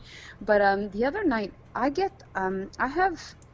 have ear wax problems. Okay, sometimes I can get a blocked ear, and it takes me a couple of days, because I have to like put oil in it regularly and try and like squirt with I know I'm giving a little too much information, but I know that somebody mentioned that this was also a symptom of an ascension symptom, because of the pineal gland and the stuff shifting around in the brain, or opening up the third eye and stuff. And usually that's it. Usually, like, my ear blocked in the middle of the night, and I was like, oh no, this means I'm going to be stuck like this for a couple of days, because the last couple of times in this past year, that's what happened to me. And so right away I decided to, I put a couple of drops of oil, and it could have been the oil that helped, but I was in kind of a deep meditative sleep also, and in that space, I feel closest to my higher self, and I was trying to do the technique that I think Ronnie in Florida was talking about, or Eileen, I don't remember, and they were talking about going inside into that area, just visualizing going inside to the area where you have the issue, and seeing like a black goo or something. Yeah, and that was asking it to Sherry. be, That was Sherry Wild. The it was her. yeah, Okay, yeah, Sherry Wild, the the author, author. the Forgotten Yeah, Promise. exactly. Oh, okay. Because So it I've was been her. doing that with my shoulder too. And if you saw my picture, I was able to actually put both arms above my head and at the Grand Canyon, and I wouldn't have been able to do that pose. So it's been helping. It's still causing me a little Wow. bit of problems, but it's getting better. It's better than it's been since it started this whole time. So Oh my goodness, I didn't even think about that. I yeah, saw your arms raised, but I didn't think yeah, about the shoulder thing. Oh my goodness. yeah. So it's So helping. so oh my gosh, so I'm gonna keep doing it. Yeah, I So need to do it I some did more. Yeah. I did that, and I visualized it outside of my body and wanting to transmute it. And I know she said she didn't want to give it to Mother Earth, so she Right. saw a rock and asked a rock. Yep. But like, I was in my bed, so I asked Mother Earth, anyway, and it was taken care of. And I woke up, my ear was completely clear, Oh, like completely clear. So I'm like, whoa, okay, I am going to use this technique all the time now. And I feel like this manifestation thing is just happening so much quicker. yeah. I had this issue with my car. I went to get my car transmission oil changed, and because of the mileage of my car or something. Mm-hmm. I know nothing about cars, but I went to my regular garage that I've been going for a couple of years, and they suggested to do something else also, like to change the temperature gauge that's in the casing whenever you change the the radiator, Mm-hmm. or you drain the radiator oil or whatever, the Prestone or something. Right. So I had it done, and a couple weeks later, my car was leaking Prestone. Mm-hmm. And so we went to see him, and he was trying to check it. And he says, "Okay, look, come back in a couple of days. I'm going to order the piece. We're going to lift it, and we're going to see if it's really cracked or whatnot." Mm-hmm. And my ex had come to help me, to have a male figure with you, because it's hard to find an honest mechanic, right? Right. Especially if you're a female. So anyway, then we leave there, and we're thinking, what? But why would I have to pay for anything? I mean, this was not broken before he did the job, and he worked in there. And we had asked Kia, because my car is a Kia Optima. We called Kia and we asked them how much they would have charged for the original job, and if they would have changed that temperature gauge. No, it's not the temperature gauge. It's something having to do with that. Thermostat, maybe? Not thermostat. That's Yeah. it. Thanks, Shane. I know you know cars. Thermostat. Thank goodness. Yes. Anyway, that's what it is. That's what it was. And Kia said, "No, you don't touch that unless it's broken. If it ain't Yeah. broke, don't fix it," kind of thing, right? Right. Yeah. So we were assuming, oh, great, am I getting screwed by this guy? So we go see him, and we kind of mentioned, I don't think we should be responsible for anything, especially if this wasn't broken earlier and this and that. But the thing is, for a couple of days since then, I was trying to visualize everything working out, and I wouldn't have to pay a cent. Mm-hmm. And I was sending like a light around the mechanic. Well, he's the owner of the garage, him, and the whole situation. So we mentioned that to him and this and that, and he seems flustered and whatever, and he says, "Look, the reason we did the thermostat was for prevention purposes, and this and that, whatever, and we haven't even seen really what's going on in there. So let us take a look and this and that." So we come back later, and it turns out to be just the O-ring. Yeah, You know the what that is, gasket I around guess? it. Yeah. Yeah, that was just a little flipped, I guess, when they had closed it back, that Yeah. it would leak through. Mm-hmm. So it didn't cost me anything. And they got to smile at my "Love You" license plates. "Love You All" license plates. Awesome. And I was waving goodbye, and they're like, "Love you all." And I was like, "Oh my God, wow." Somebody need to So see they- the car up on the left and that license plate be at eye level is probably what it was. And it served its purpose. Oh my goodness. But the mechanic, the original mechanic, he doesn't see the back of the car though. Right. He was only in the front. But it's the owner that we were talking about, and we told him about the plates and stuff like that afterwards. Like Right. when I said my car when they said that everything was okay with the car, it was just the gasket. We'll fix it. Come back later. And that's when my ex said, "Oh yeah, she meditated on this working out for her, and you should take a look at her plates. It says 'Love You All.'" And he even told him that when I went to the license bureau to renew my license plates, the woman says to me, she smiles, she goes, "Really? You love everybody?" And I said, "I'm trying."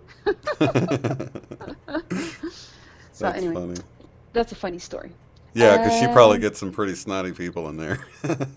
Probably. If it's anything like at the United States DMV, she probably gets some unhappy people on a regular basis. Oh yeah, and I got there, and the Friday afternoon there was like nobody there, and I was like, "Oh, thank goodness," because normally it's such a long lineup, and I Yeah. put a smile on her face, so my job was done. Yeah, totally.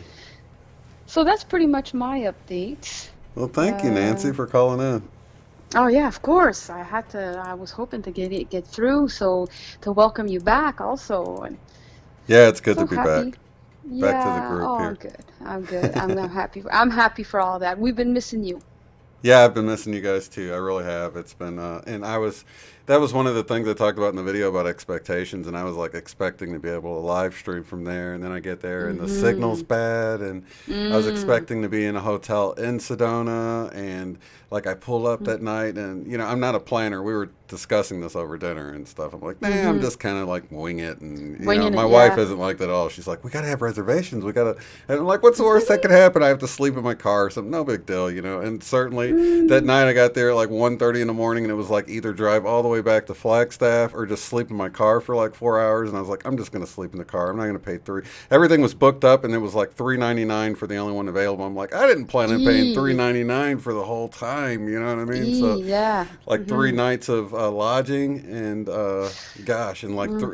$400 for one night, and I'm only gonna sleep a few hours and get right back up and have to Yeah. check out. I'm like, there's no way I'm gonna do that. So That's I crazy. reclined my seat, and Carrie did the same thing, and we just parked, and he was in his truck, I was in my car, and I just slept a few hours and got up before the sun rose, and I felt rejuvenated and Mm. excited, and it totally Mm. didn't get me down. So I was like, I don't care, And I went and started videotaping the sunrise and everything. I just made the best of it. So, Mm. Oh yeah, yeah, no, no kidding. You kind of just have to surrender, right? yeah. And the Especially in drive, that. Mm-hmm. the drive to the hotel that I did get reservations at a Motel 6 in Flagstaff. The drive was so beautiful. I was like, dude, I could. This is like 45 minutes of driving through the mountains, Mm. and I actually recorded that too. And I'll put that in like sort of an addendum video because I knew a lot of people was probably tired of seeing the just so much of the footage of just driving, but it was so beautiful, and I have to share that. For Just sure. just put some music and just show the drive through the mountains and the trees, and just For everything sure. was so I mean, beautiful. you can't capture it like you do live, but you can Yeah, get a little sense of it, when we watch the videos. yeah, But could just imagine like you experiencing that. yeah, That's exciting. That I'm so happy that you got to do that. yeah. Me too. So it all worked out in the end, and it was only like $67 a night up there, so much Oh, better. good. Good, good, good. Yeah. Oh, yeah. Good stuff. All right. Well, lots of love to you. Thanks for calling in, Nancy. Lots of love to you, Shane, and we'll talk soon. Okay, sounds good. I'll Bye go bye. back in the chat if we're still gonna be on. Oh yeah, I got to talk to Frank now. Yes. Okay. All All right. Bye right. bye. Talk soon. Okay. Love you. Love Bye. you. Bye. Let's see. Get back to the right screen here. Not so fancy Nancy. And, oh gosh, let me find the right screen here. That's very cool. I want to get everything set up for Frank.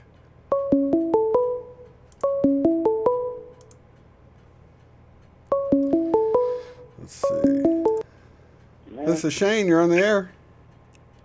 Shane, it's Frank. Frank, what's up, buddy? Oh man, I missed seeing you. I missed saying bye to you the last weekend, and I just wanted to call in and tell you that. Oh yeah. Did you? Did you? I guess you weren't there Sunday. Yes, I was.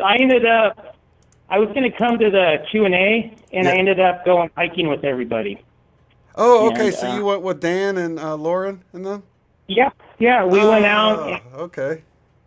Everybody sweated their butts off, but it was fun. It was fun. It was awesome. It was fun to hang out with everybody and get to know Dan. Man, he's like the super coolest dude. That Oh, guy I know. is. Yeah, I love Dan. Yeah, and well, Kerry was at the event with me, so he wasn't there. But Oh, yeah, you got to yeah, Dan's a cool guy, man. I know. And then I heard you were trying to talk about Kerry, and I was thinking, you know what? If you explained him, like he'd be good at auditioning for like the WWE wrestling or something. He just has that charisma, Yeah, yeah. I think it's just the whole military background that he has, maybe. Yeah. Oh, he's super dude, super guy. But I just wanted to say hi. I miss saying bye to you and everything. I love you, Shane. Dude, you are such an awesome dude. I'm so blessed that I got to meet you. I listen to you all the time. What people don't understand at watching, they're once I meet you and I hung out with you for a while and all the stuff that we did, you know, laying on a rock in the middle of the desert and all that stuff, I think we probably see about 20% of the man that you are, and that's just, and it's I can't hardly put it into words what a big-hearted, good person you are, and just loving, and everybody wants to hang on you and touch you, and your light just shines. It's just like, dude, look at this guy. He just smiles all the time, and everyone says, your wife's not listening, is she? No, no, it's fine. Okay, I just wanted to check. No, I'm sure she understands. But yeah, I noticed you smiling when you, I can't even remember her name, but yeah, so many people came up to me, and you know, Robert even brought me this. I got to show this. He brought me this. It's like a stained glass thing that. It's like the heart chakra. I got to show it on a video because I meant to have it on the main video, but I didn't have like a picture of it or whatever. But yeah, it was nice having you and Robert there as well, because, you know, a lot of my viewers are women. So it's like, you know, and it was just nice having the guys there as well, you know, just for that purpose of not seeming, you know, inappropriate or whatever. But it's funny that you mentioned that, because yeah, people just love me. You guys love me too, and you know, I hug everybody's neck, so it's all good. Oh, you do. You're just I mean, I always thought you were just like a big blow-up doll, and someone had their hand behind their hip of your back. It was all like, it's real. He's real. He's a real dude. Yeah. He's about 6'9". He's this big, huge teddy bear dude. It's just everybody wants to give you a hug, and it's just. And Shane wants to hug everybody just as much as you want to hug him, and just so that people watch it, and that's what he's like in real life. When you meet him, it's just you're just sucked into him. And, was I taller than you thought I'd be?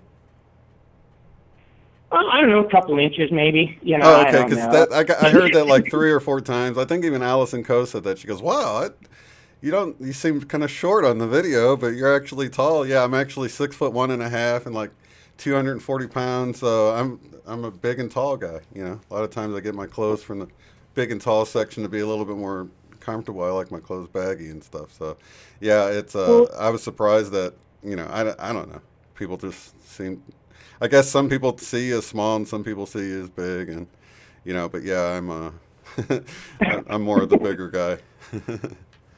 Well, if you stand next to Allison, what's she, like 5'4" or something like that? She's just a small little girl even with big high heels on.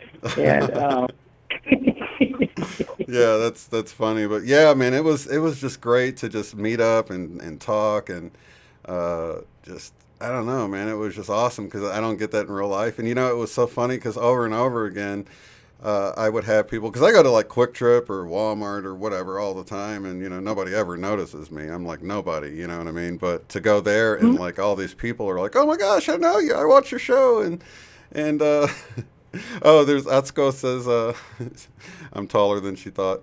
Oh, and I pronounced her name wrong. I got to tell you that my 15-year-old daughter, who's learning Japanese, which Atsuko actually recorded a little video for, which was awesome, because I'm like, "Oh, you got to record a little video in Japanese for my daughter who's learning Japanese."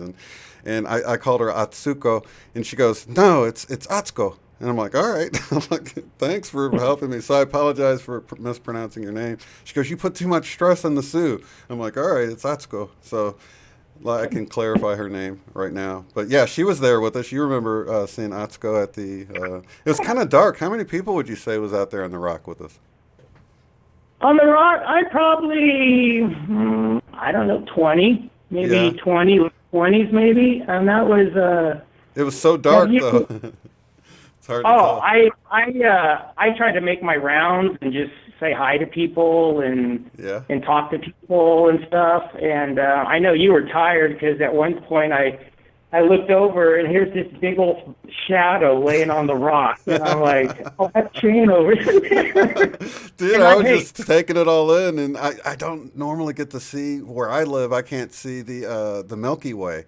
So I was just in awe, and I'm like laying there. I'm like, I can actually see the Milky Way galaxy, and I'm like, I was just freaking out. I didn't even need to see shooting stars or craft. I was just in heaven as it was, just being with all these people of like mind, and You know, it was a cool experience. I was really trying to take it all in. I'm like, man, this is one of those times where if I'm not careful, I'll just be in a hurry to get to the next thing instead of really enjoying how cool this is to be with all these people in this very moment on the desert, looking up. You know, it was like a mountainous desert area, looking up at the stars, and you know, we're all like waiting to see something cool. And even the shooting stars, or some people thought they were craft. I don't really know. It was just cool, man, to be there.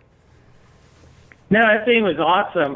When the guy started doing light language and everybody's just like, it's everything, all the people that you meet, like you said, you could just, the people to the left, the right of you, in front of you, and I know a lot of everybody in your chat, it's just, that you're around you can just turn around and talk whatever you want. Whatever you feel like, stuff that you've been bottled up for years, or like for me, for decades, it's just like, it just all comes out, because I've never talked to anybody about stuff. You know, I was talking to Dick about how, you know, I can go for walks. I can go on the same path all the time for, you know, I can go 20 times on this path, but I can just have the intent to like call in some dragonflies or butterflies or hummingbirds or whatever. And within a minute or so, they're all buzzing around me. It's just kind of, I can't say that. I can't go down the street and talk to them, but I can talk to like somebody there about it, and they're all like, yeah, I do that stuff too.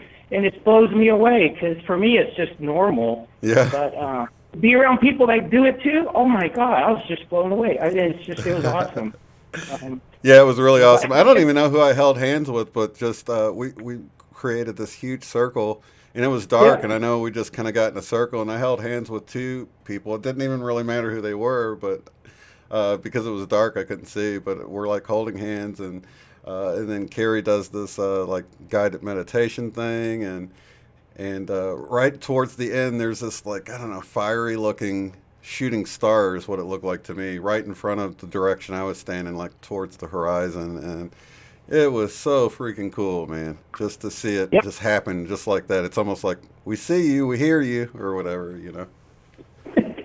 Hey, I was trying. I was sitting back there just going, come on, baby. Come on, baby. I knew it was just like, man, I was trying as hard as I can to pull whatever I could out of the sky so that everybody could see, you know. I see stuff, but anyway, I was trying hard as I could, and it was awesome.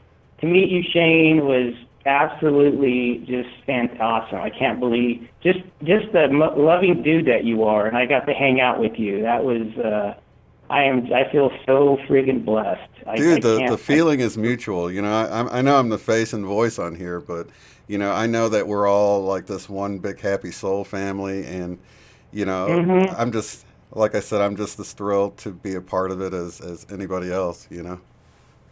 Yeah. I'm sure you could tell that with me. Oh yeah. You were, I mean, the whole time, I'm like, you probably left with sore jaws because you just grinned the whole time. Every time I saw you, the biggest grin on your face. It's just because you're happy. It's just, this is like it's your family that your long lost family or something. Totally, you're comfortable. So. Yeah, it's like the happiest I've ever been in life, man, to be honest with you. This is my purpose, you know. Totally. So how comfortable was that rock that you were laying on? Was that the most comfortable rocks you've ever laid on? Dude, you would think that after a few minutes it became uncomfortable, but you know, I don't ever remember it getting uncomfortable. I dusted away any kind of pebbles on it, and I was just at home there, just looking up at you know, it was like meditating in the most comfortable position, because I don't normally lay down outside, you know, but it was. I didn't even care. I'm like, I'm going to lay down and really ground myself to this rock, because I know this is really getting grounded to lay on here, you know, and it was awesome. Now, the people listening, we drove for a little bit. We walked down this little trail for 10 minutes or whatever, in the dark, 10 o'clock at night, dodging cactus and everything else. And then we came upon, plateau thing, and it was, it must have been 100-foot round circle of just all this flat, really big flat rock. And everybody that was laying on the ground, I went up to them, and you could all just put a pillow under their head, and it's something about that Sedona area, the whatever their energy, where everybody's just melting. You could just say, I can just roll up a pillow and sleep right here all night because it was so comfortable. That's why I asked you how it was, because everybody could have just slept on the rocks that night we were doing the Skywatch. I might have, man, if it wasn't for what are those coyotes or whatever it was we started hearing. Yeah.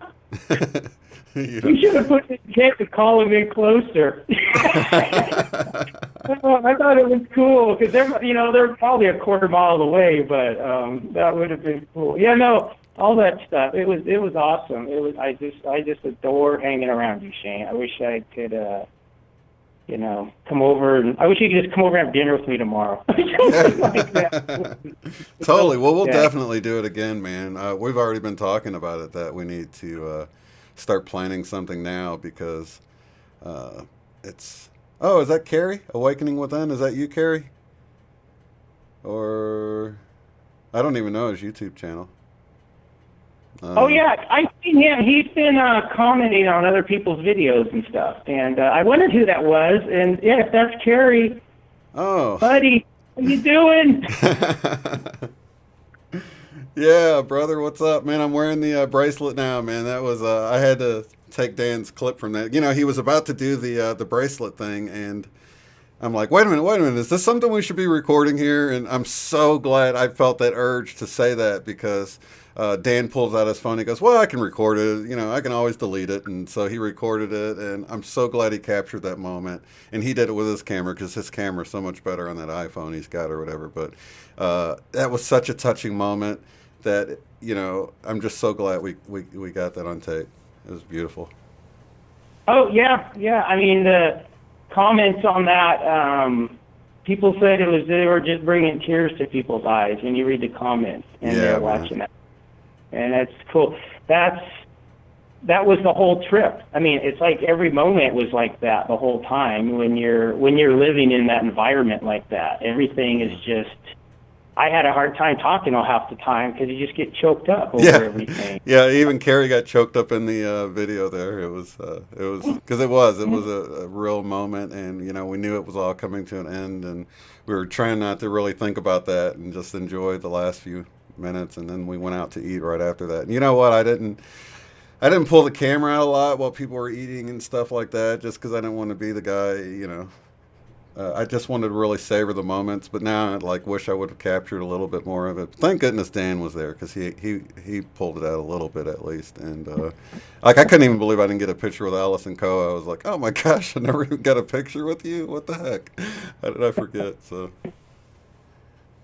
that's funny. Yeah. How was that? How was, just for a quick bit, how was the Sunday thing? The Q&A, talking, all that stuff. How did that go?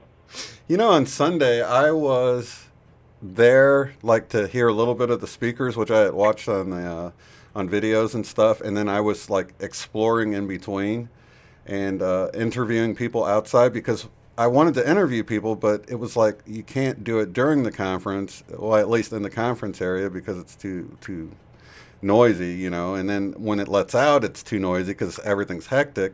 That's why I could never get Allison Coe there because she was there's always people all around her or whatever. So when I was able to get Miss M or whatever, that was actually while people were in there. I think that was one of the speakers were in there at that moment, and she was just outside. And I was like, well, you know what? I'm going to have to leave the conference and get at least a few different interviews with people or whatever. So it was good though. What I saw was good. I was in there long enough to get a little sampling of everything, but I had already watched them all on the way there. So a lot of the information was, their presentation. Of course, they had new stuff added with it, but I didn't want to be stuck in there the whole time. You know what I mean? So I did get a little exploring. Okay, cool. Oh, yeah, there's Lauren. What's up, Lauren? Got the whole crew here. Yeah, we're all going to do a panel here soon, you guys, and I think we're just trying to get Allison Coe's schedule worked out, but yeah, we're planning on doing a get together, so it'll be cool to have us all on the screen and discuss the fun time we had.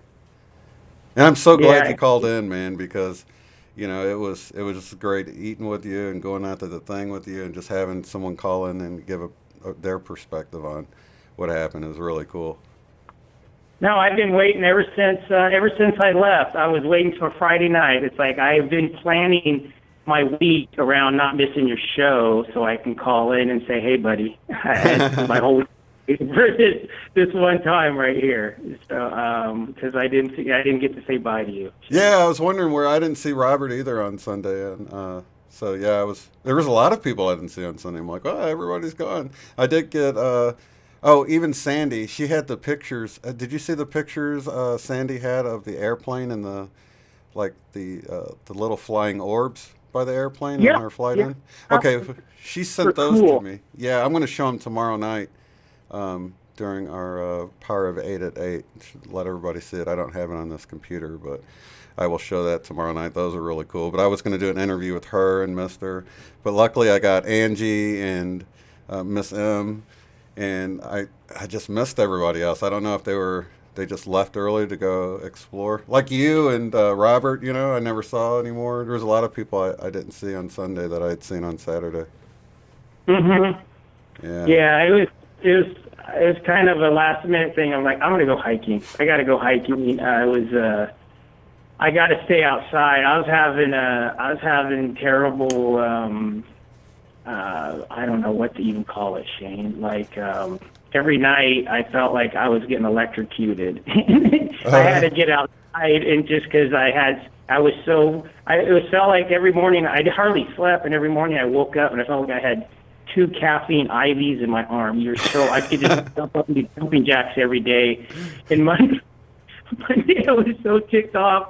I just went out and I thought I'm just going to run until I physically pass out to get rid of all this energy, because I'm just shaking. I don't know what to do with it. I had to go out. I had to stay outside. The only thing that felt good was being on those rocks. Anywhere I go, it's just like calming for me. Totally. So, Yeah, I grabbed a couple rocks and, you know, asked for permission to Mother Earth to take them with me. So I got about a couple of palm-sized rocks, and then I got some little pebbles, and just to bring a little bit of Sedona back with me, you know. Yeah. So I was lucky I drove, and I probably would have brought more back, but I don't want to kill my gas mileage with the back of the car sacking with the rocks, you know. You're going to get pulled over to the back of your car, dragging the ground.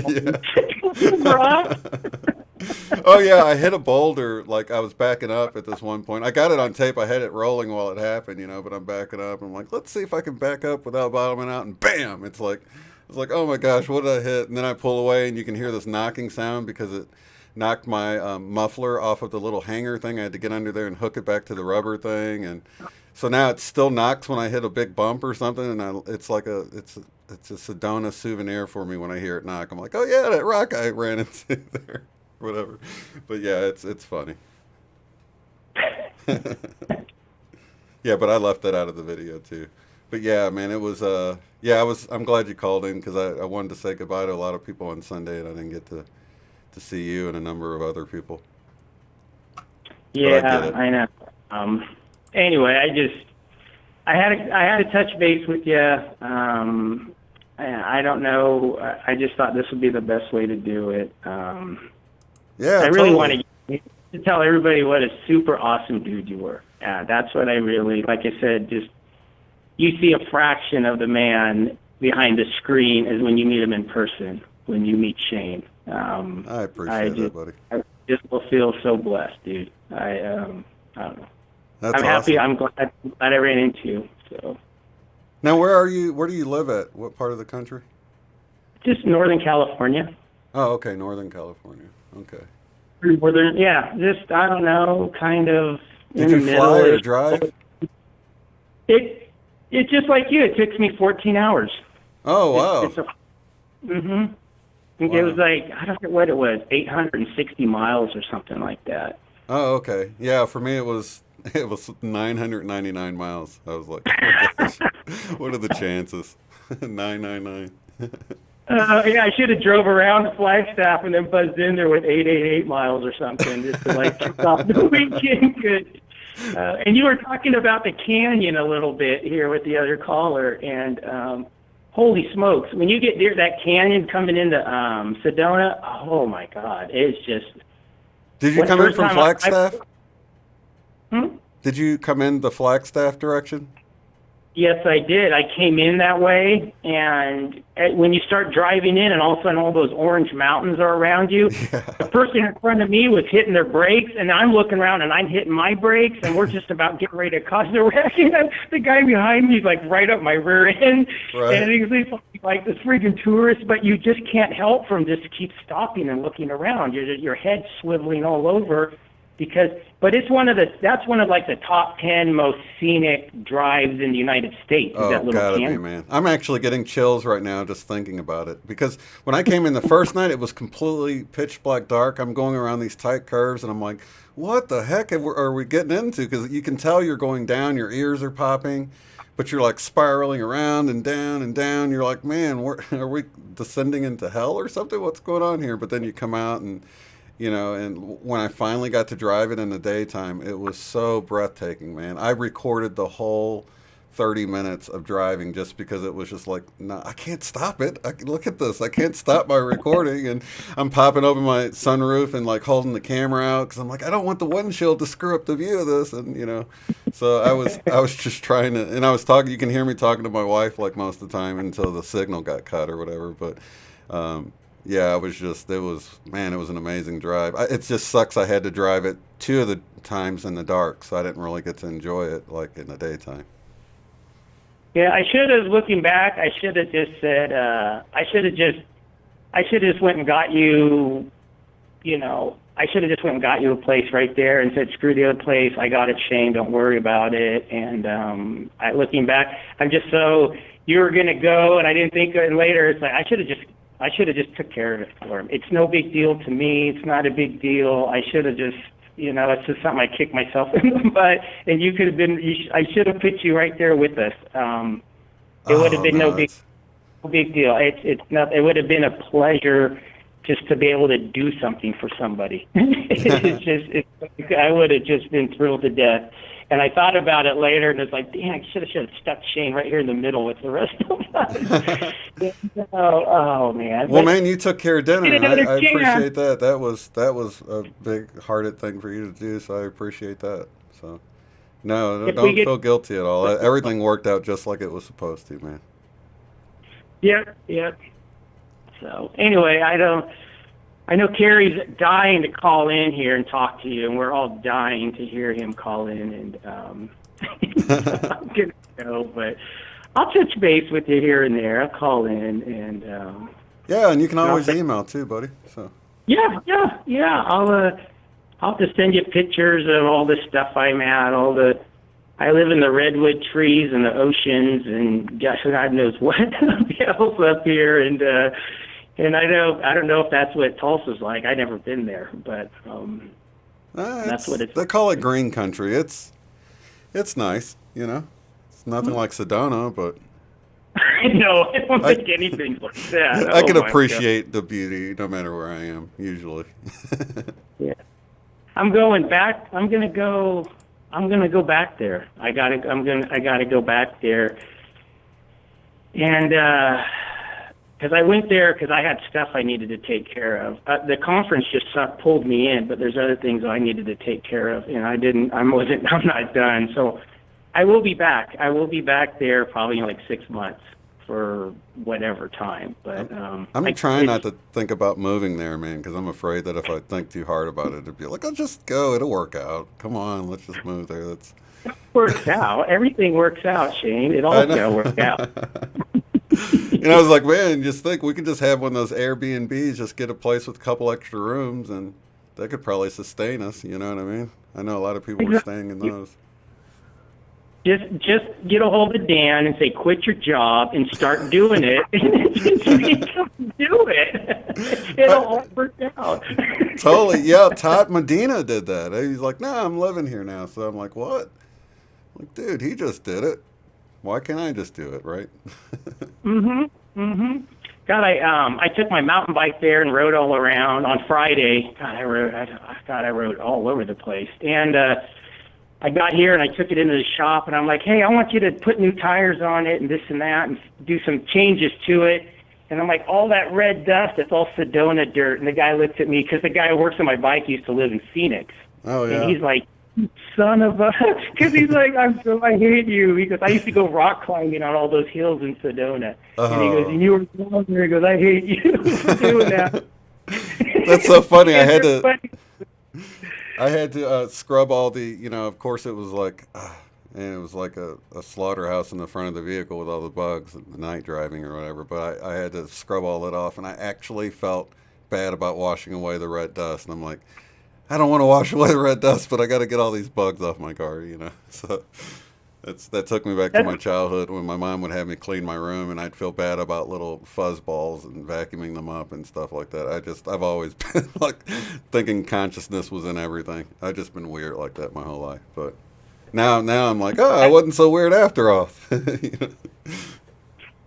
Every time we went on a hike, I have this old pair of shoes that I wear, because I know that red clay dirt just stains everything. Yeah. So when I get home, usually I just scrub my shoes and set them outside. I'm like, I don't want to wash the dirt off. I'm just going to set them inside. I'll probably just set them up someplace. I'll probably never wear them again because I don't want to wash the red dirt off of them. It sounds ridiculous, but I understand what you mean. It's like, I don't want to wash all my memories of that place away. Totally, man. Totally. That's what Lauren's saying. Her shoes still have the red dust. Yeah, because I put my tennis shoes back on when I got here, so I haven't even worn my boots. Actually, on the car ride, I put my tennis shoes on, and so yeah, they still got the dust on them. I'll just leave them like that. Maybe make a glass case for them or something. Put the rocks in there with them. That'd be something. Yeah. You have to get a hold of Lauren in a month and see if she ever cleaned her shoes.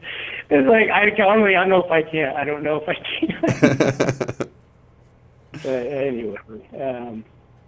Well, man, it was wonderful meeting you, dude, and I think we'll keep in touch and we'll see each other again. So we got to get some more viewers in with us to meet up, because it feels great.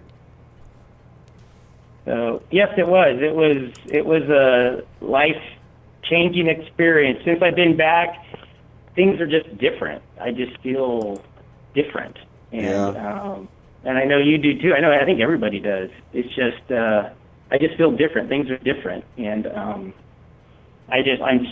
so glad I went. The circumstances that sucked me into going, and I'm just so glad I went. It was awesome. It was the conference. Like I said, the conference just pulled me in, but that was just a little part of why I was even there. Yeah, me too.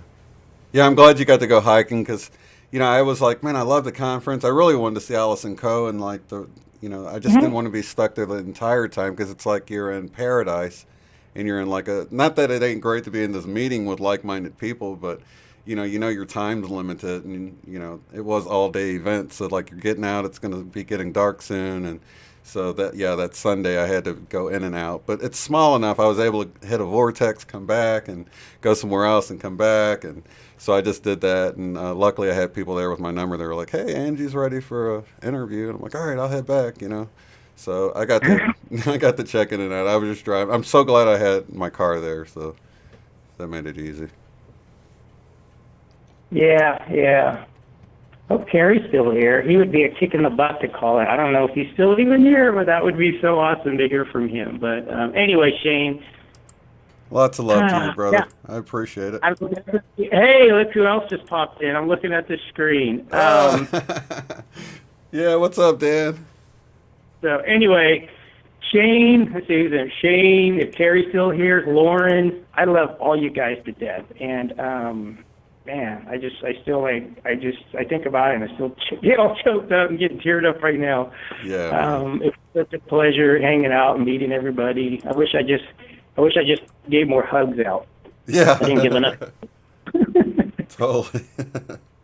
So anyway, well, Shane, thank you for spending the time to talk to me here. I appreciate it so much. You're such a good guy. You're such a good man. You too, man. It's a mutual thing. I really appreciate you, buddy. And we will be in touch. Believe me, we will be in touch. I won't. I can't I can't forget you guys. It was just too special, way too special. Yeah. It was way too special.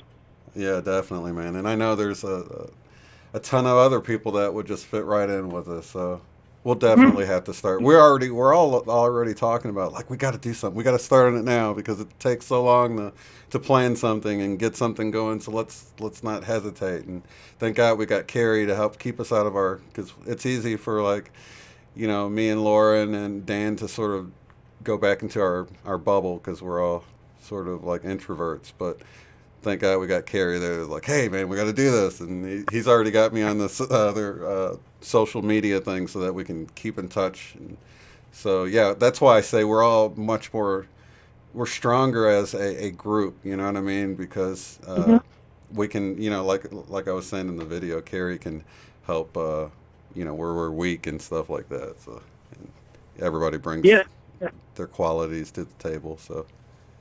And to get everybody, I was thinking driving, and it's like, God, I wish I could get a hold of Tolik's email address and just start blasting everybody. It's like twice a year, just have a meetup, like in the east side of the United States and kind of in the west side-ish and maybe at the north and side, just kind of have these big things and just kind of keep blasting it out there. Whoever wants to show up, show up. Whoever wants to talk, and just to keep everybody together. Yeah, it's totally. So cool to have everybody together and everybody just feeling the same thing. And oh my gosh, it's just, oh my God, I'm just like goosebumpy everywhere right now. Yeah, I think we were talking about East City Ranch. Oh God, go bump Gilliland up there. Oh my God. That was just I don't know, but we'll see. No, that's good. I mean, that's good during the summer. That'll work out good in the summer. Yeah, totally. Heck, that's only like an hour drive for me at these piece of cake. Yeah, I think for me it's like, oh my gosh, I was like, I don't even want to look it up, man. That's gonna be horrible. Probably like 30 hours or something. I don't know. Because it's like the other direction, If it works out, you guys fly into here, and I'll pick you up somewhere, and I'll drive you up there. How's that? Whatever you want to do, you let me know, and I'll help you out, and I'll make sure it all works out. So that's awesome. Any of you, whatever you want. I appreciate I'm here for that, you. Frank. You're awesome, buddy. Lots of love to you, brother. Yep. Take care. I love you, Shane, and I will. I'll be in touch. Buddy. All right, sounds good, buddy. I'll talk to you. Thank you so much, Shane. All right, Thank love you, buddy. Bye. Okay, bye. That was awesome. Frank was that was cool, man, because I know a lot of let me see. Yeah, call me up, Carrie. I think and up in Washington, I think, even Angela, she's in Canada, but I think that probably not for like Jamie and Jose. They're sort of the east part of Canada, but yeah, Frank's a good guy, man. He's a good guy too. I mean, I might be the smiley face you see here, but he was just the same, just a nice, loving brother, and I know we got a chat room full of people. That's why I think we need to start at least having these times together, even if we got to break it up. I'm like in the middle of the United States, so it's not so bad for me to sort of. It's never going to be too bad. Probably 30 hours is about as bad as it would get if I was going to drive. But I can fly, Yeah. Let me make sure.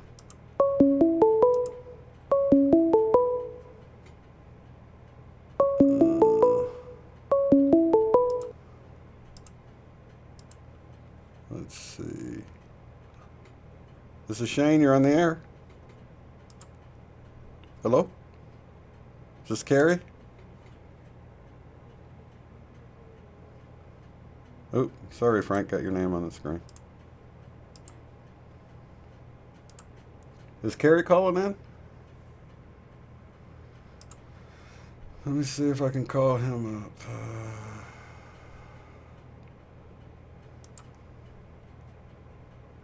Carrie, is that you, buddy? Hold on a second. Okay, there we go. I don't think they could hear you. What is up, man? Yeah. Good to talk to you, What's buddy. going on?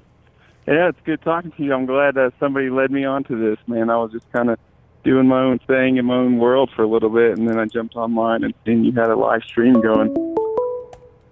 Let's see here. Someone else is calling. I forgot to turn the ringer off here. 1 second. Okay. All right. There we go. Ringer's off. Sorry, I can only do one call at a time. All right. Yeah. So how do you feel now that you're back home, man? What did you feel about the whole... I know we're going to get together and do something together anyway with all of us, but... Right. How are you feeling, buddy? Oh, man, it has been intense. It has been intense, man. Like, it's just nonstop. It's going. As soon as I wake up to the moment I go to sleep, it's just so insane how much energy is coming through, what's happening. You know, you feel yourself changing somewhat, like in such a way. I can't even hardly describe it, but it is so beautiful. And, you know, I wear my bracelet. I got my bracelet, so I always think about you guys. Oh, yeah, and it's just a beautiful thing, man. It's been amazing. Right now I'm outside looking underneath the stars, just connecting with everything, man. It's so good right now. So good. Yeah, I got my bracelet on here too, bro. This is pretty cool. Yeah. How you feeling? How's things going for you? Man, I've been kind of tired. I don't know if it's like, you know, maybe I got used to the energies or whatever. I feel great, but, you know, I guess I feel better now that I took a nap earlier right before the show. I was like, I just feel so heavy and tired or whatever, but at the same time excited about everything that's happened and excited to get back in and, you know, do these videos and get online with the viewers and everything, many of which made it possible. So, yeah, everything's great, man. I can't really complain about anything. Yeah, man, your viewers are freaking awesome, by the way. They are, man. They're so loving and so freaking, they're just like us. We're all just happy as one. It's so great. Yeah, it's totally like really that, man. is. That's why I was like, it's like, you know, when we were out on the rock that night, and by the way, we didn't even mention that if you went too far on this plateau thing, it was a big old drop off. You know what I mean? But we're all like laying on this thing, and yeah, man, it was just great. And I know a lot of the viewers would just be right at home there with us. Yeah, and I noticed you said something about you, like you feel tired. And that's one thing, like before Sedona, man, I could barely even sleep. Like I was just so restless. Yeah. And I'd probably get maybe 3 hours of sleep. And then when I was there in Sedona, I slept like the best sleep I've ever had.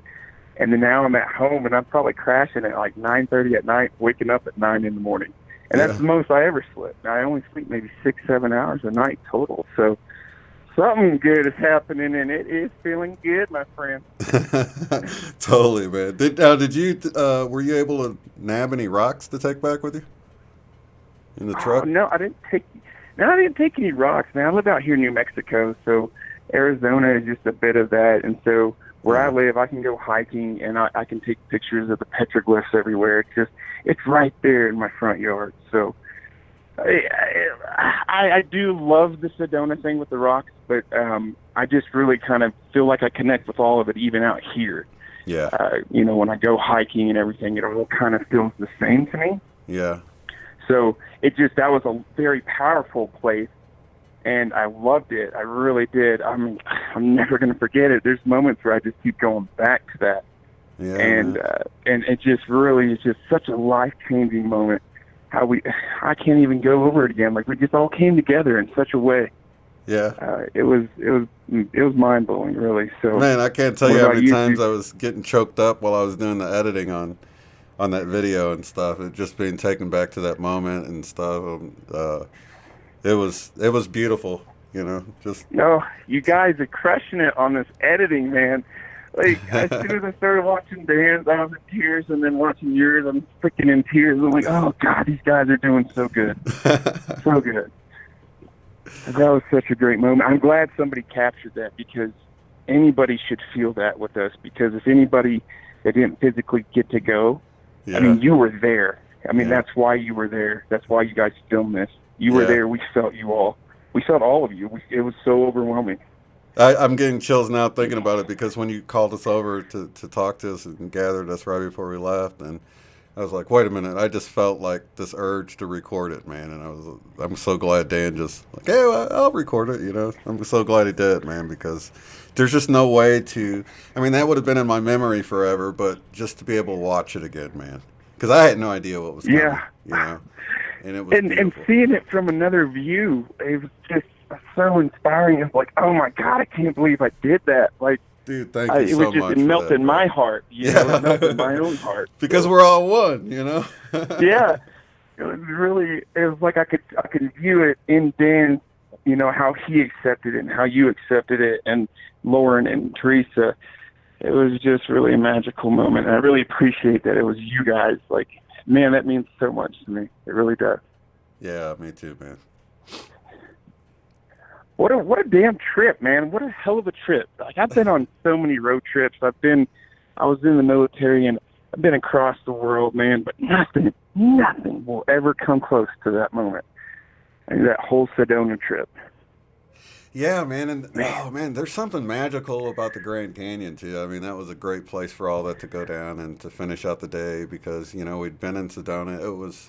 It was a different world, but then when we got there and we're like standing looking over the edge of the Grand Canyon, man, it just, I don't know, man, that was just it was almost like I couldn't even wrap my head around the fact that it was real. It just looked fake. You know, I'm standing there looking, I'm like, is Right. this even real? You know, it looks so far away. It's like a mile down. I'm like, is that really that far down? You know, it's, I don't know. Did you tell your viewers how we ended up getting like the VIP pass to drive all the way down to the bottom without having to get on the bus? No, I didn't, man. That was cool, Yeah. though. We lucked out on that deal, man. I mean, we really did. Yeah, I so mean, we for could've those used- that don't know, it was cool when we were getting into the park. Since he was a veteran, he got VIP status. So we got up to the gate and he got to enter the code in there. And we actually, where everyone else had to take the tour bus and just kind of look out the window, we all piled into his truck and we were able to just go where we want, get out where we want. There was hardly anybody in those areas and stuff. I mean, you can see the picture. We were lucky that there was that older couple there that was able to take that picture for us because there was hardly anyone around. So we had this time just together until we got to the very end where the shops were or whatever. There was a lot of people there because they actually let them off the bus. But so many times we're standing there and the buses are going by and people are looking out like, why do you guys get to get out here? You know what I mean? I was about to say, I remember that time when you said, man, I can see everybody like looking at us like, what the shit? How did they get to do what they want? You know? And that was so cool, man. It was a lot of fun. Oh my God, so cool. It's like I'm there again right now. That's so That's so awesome. funny, man, that you're so tough and you're so brave, but at the same time, you got the biggest heart ever. You know, there you are, you're fearlessly standing at the edge, looking over, but, you know, you're like a big huggy bear at the same time. You know what I mean? You're awesome, bro. Well, yeah, dude, I appreciate that. I mean, I guess that's the kind of thing I strive to do is anything that I feel excited to do, I just go for it. If I don't have the money to do something, let's say if the light bill needs to be paid, but yet a concert's coming up and a band I want to see that I haven't seen in years or never seen, man, that light bill can wait, son. I'm going to the concert. You know, Yeah. I'm going. And so I just always was that kind of guy. I just wanted to always leap to the edge because how do you know what falling feels like if you don't jump off the edge, you know? Right. Really Well, I'm shake glad you the didn't waters jump off up the there. edge. But, yeah, in my younger days... Yeah, not literally off the edge, yeah. I'm that kind of guy Hey, that would definitely walk and look over the edge, but at the same time, you know, I'm afraid now that I'm getting older and I've got like parts of my body just give out at moments, that inadvertently give out. Like I'd hate to be peeking over the edge and my knee give out or something. I'm like, oh crap, what a time to Right. give out on me, you know? So I just stay away from the edge. I don't get too close. Unless there's a railing or something. Well, I guess it really just had to do with like I mean, usually I'm kind of, you know, paranoid about heights. Not really airplane, skydiving, any way that you know you can land softly on the ground. But like just being around you guys, I felt so at one with myself that you remember I was telling you like even if I wanted to fall off, I would turn and look at you guys and like I'm going home, you know. So it was What did you just say like, when it you was- went to the it was edge? So calming. Oh, you said What's that? it's kind of humbling over here, guys. Yeah, it is kind of humbling. You can kind of feel it. So it's just one of those things, like, I just try to really become one with that and just live in that present moment. And I was like, there was no fear, no anxiety until Lauren was like, oh my God, you're freaking me out looking over the edge.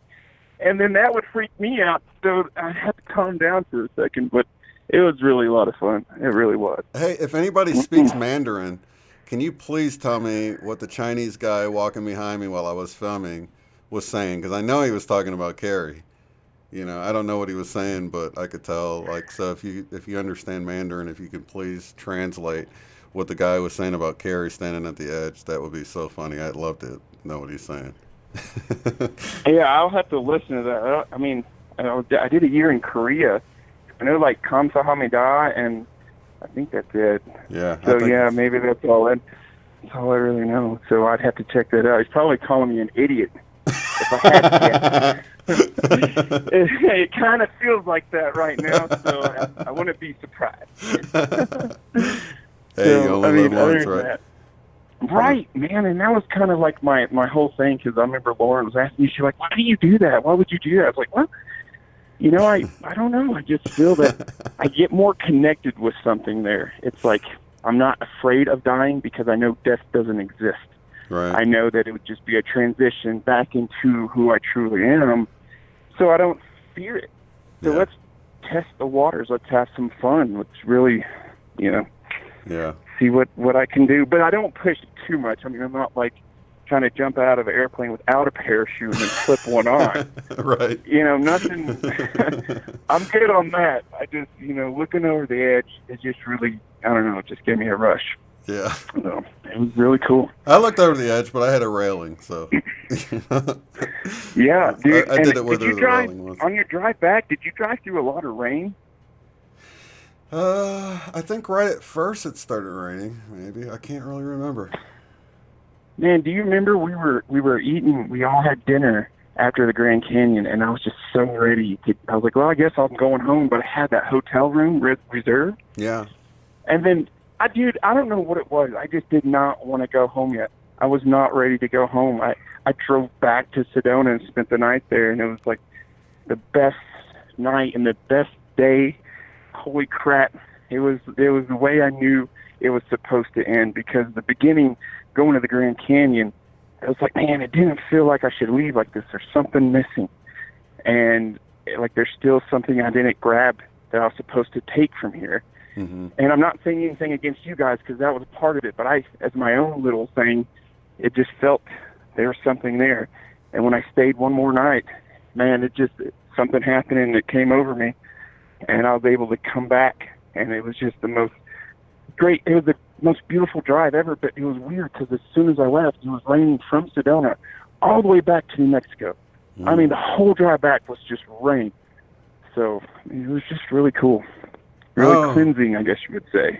Yeah. So, yeah, I guess I got out ahead of that, because I left right after we got done eating by the Grand Canyon. I ended up hopping on the road and driving about, I want to say about 100 miles from Albuquerque. I got too sleepy. I started thinking, should I try for it? And I was like, nah, if I end up getting in a wreck and dying, so many people pitched in for me to go.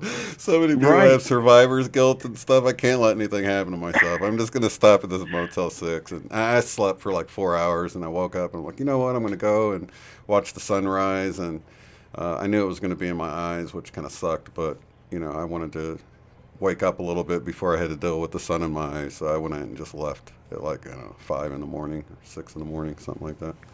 So you got to see the sunrise that morning, huh? Oh yeah, by the time I got to Albuquerque, I met with a viewer there, Joyce, and we stopped, and I stopped and I had coffee with her at a Starbucks, and we chatted for like an hour. And then when I left there, the morning clouds were all at the peak of the mountains there, and I ended up pulling over, and my battery in my drone had been charged all night or whatever, so I got the drone out and flew it in the mountains of Albuquerque and got some footage up there. That was pretty cool. And so, yeah, I didn't really get in that big of a rush. I guess I stopped for like, I don't know, about an hour and 20 minutes total in Albuquerque, and then was back on the road. So, yeah, it was almost, man. I think I left, like, what time did we leave the restaurant? 7:30-ish, I think. I think so. Yeah, it was And then I already got dark. I know home that. the next night at 9:30, and I only stopped for 4 hours. So and then I lost 2 hours difference. So with stopping for like 4 or 5 hours, it took me almost exactly a day to get all the way home. It's crazy. So there's something. You remember when we were talking at dinner? I was telling you about how the hotel. I won't say the name so that we don't get you in trouble. But how I made the reservation that morning at like 8, and I called like 2 hours later to cancel. Yeah. And they said because it was in the 24-hour period that they're just going to charge me full price. Right. And then we were all sitting there at the table talking. I was talking with Teresa and Laura, and I believe you guys were in that. And it was just kind of messed up. Like, yeah, that's just shady, man. And Yeah. it was like, you know what? Let's just go soak all the towels and just throw them in a corner and just soak every single one of them sopping wet and just put them in the corner. So like I would send out texts like, I got a soaking towel with your name on it in the corner. I was just trying to get back at the hotel. Right. But I mean, it was just such a great time, man. It really was. The conference was mind blowing, wasn't it? Like, Yeah. the whole energy afterwards, everybody was hugging each other, Yeah. and they were all talking, looking deep in everybody's eyes like we all knew each other. It was just, whew, man, wild. Yeah, I can't wait to do it again. Absolutely, man. And it's going to happen soon because I know you can feel that. Oh, yeah. Whether it's either an interview, at least that, to get things going, we can do an awesome interview with everybody.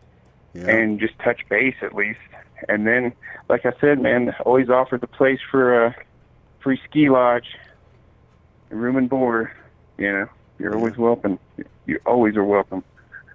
Yeah, and you're a lot, I wouldn't say a lot closer, but definitely more doable than going all the way there, because that is a long drive. Yeah, I think it's like a 6.5 hour drive. Just depends.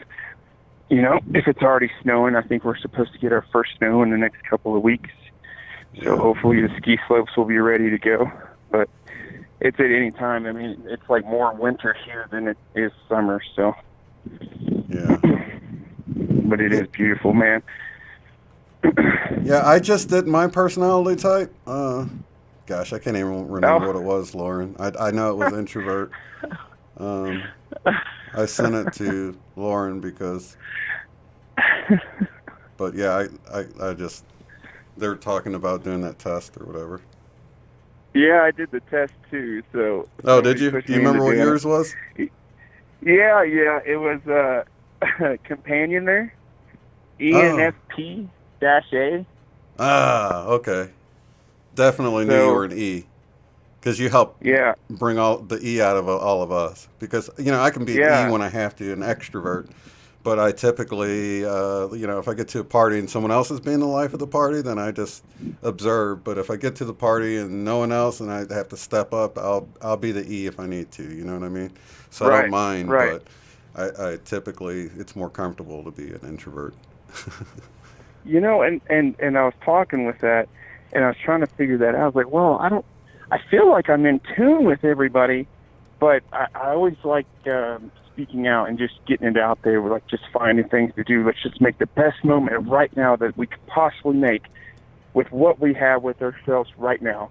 And that was always kind of a thing I was like growing up. It just, even in school, the class clown, just wanted to get people laughing instead of in the books of learning about stupid shit. Sorry about my language, but it was just stupid stuff. It just didn't make sense why we were learning this stuff. Mm-hmm. And so I just try to find ways to make, jokes and get people laughing. And when I was with you guys, I never felt more open and free in my entire life. I mean, that was the most comfortable I've ever felt. Yeah, truly like family. You can tell on a deeper level we already know each other, man. It's like, we just don't remember, you know what I mean? Right. Oh man, it's such a deeper knowing. It's like so much is happening behind the scenes, and that's like the great game. And it makes it like why we're such a genius in creating this game, because how cool is it to forget everything and to make these cool little things happen where you'll just something's there, you can feel it, you don't know what, and it's just a game all the way through to just knowing what that is. Yeah. I was INF, INFP. I wasn't J, whatever. I can't remember what that was, but I was INFP-A, which I think assertive was the A. It called me a mediator. A mediator, a Yeah. diplomat, and it was like, I was like, holy crap, man, it's totally me with the unbiased and on the fence thing, because, I just, there was some questions in there. Is it like more important to be right or people's feelings? And I'm like, oh, people's feelings are more important than being right in a debate or something like that. So, yeah, I was impressed that, if you can just be as honest as you can with, because it asks stuff like, do you keep your desk tidy? And I had to put no, because I usually got crap everywhere. Like I got Sidonian rocks and all sorts of stuff on my desk right now. But I'm cool with it. Some people are like, how do you operate with stuff around? I'm like, I just keep a tight view with my camera. Nobody sees that I've got a water and, 2 phones and wires everywhere and stuff like that. So it just works out for me. Yeah, I'm okay with it. As that little test, because I don't normally do like those tests, and I took it, and the companion there came up and, oh yeah, that kind of makes sense. Yeah. And then I took like an astrology test, or I guess looked at my astrology, which I don't look at. Mm-hmm. And then I read it, I'm like, man, it sounds like I'm an asshole. Like I'm a mean person. It's like, well, the guy, the Taurus, he gets what he wants, and if he doesn't, he's gonna pitch a fit. It's like, whoa, hold on a second. So I just it was fun that the companioner made more sense because the questions resonated in such a way. Yeah. So.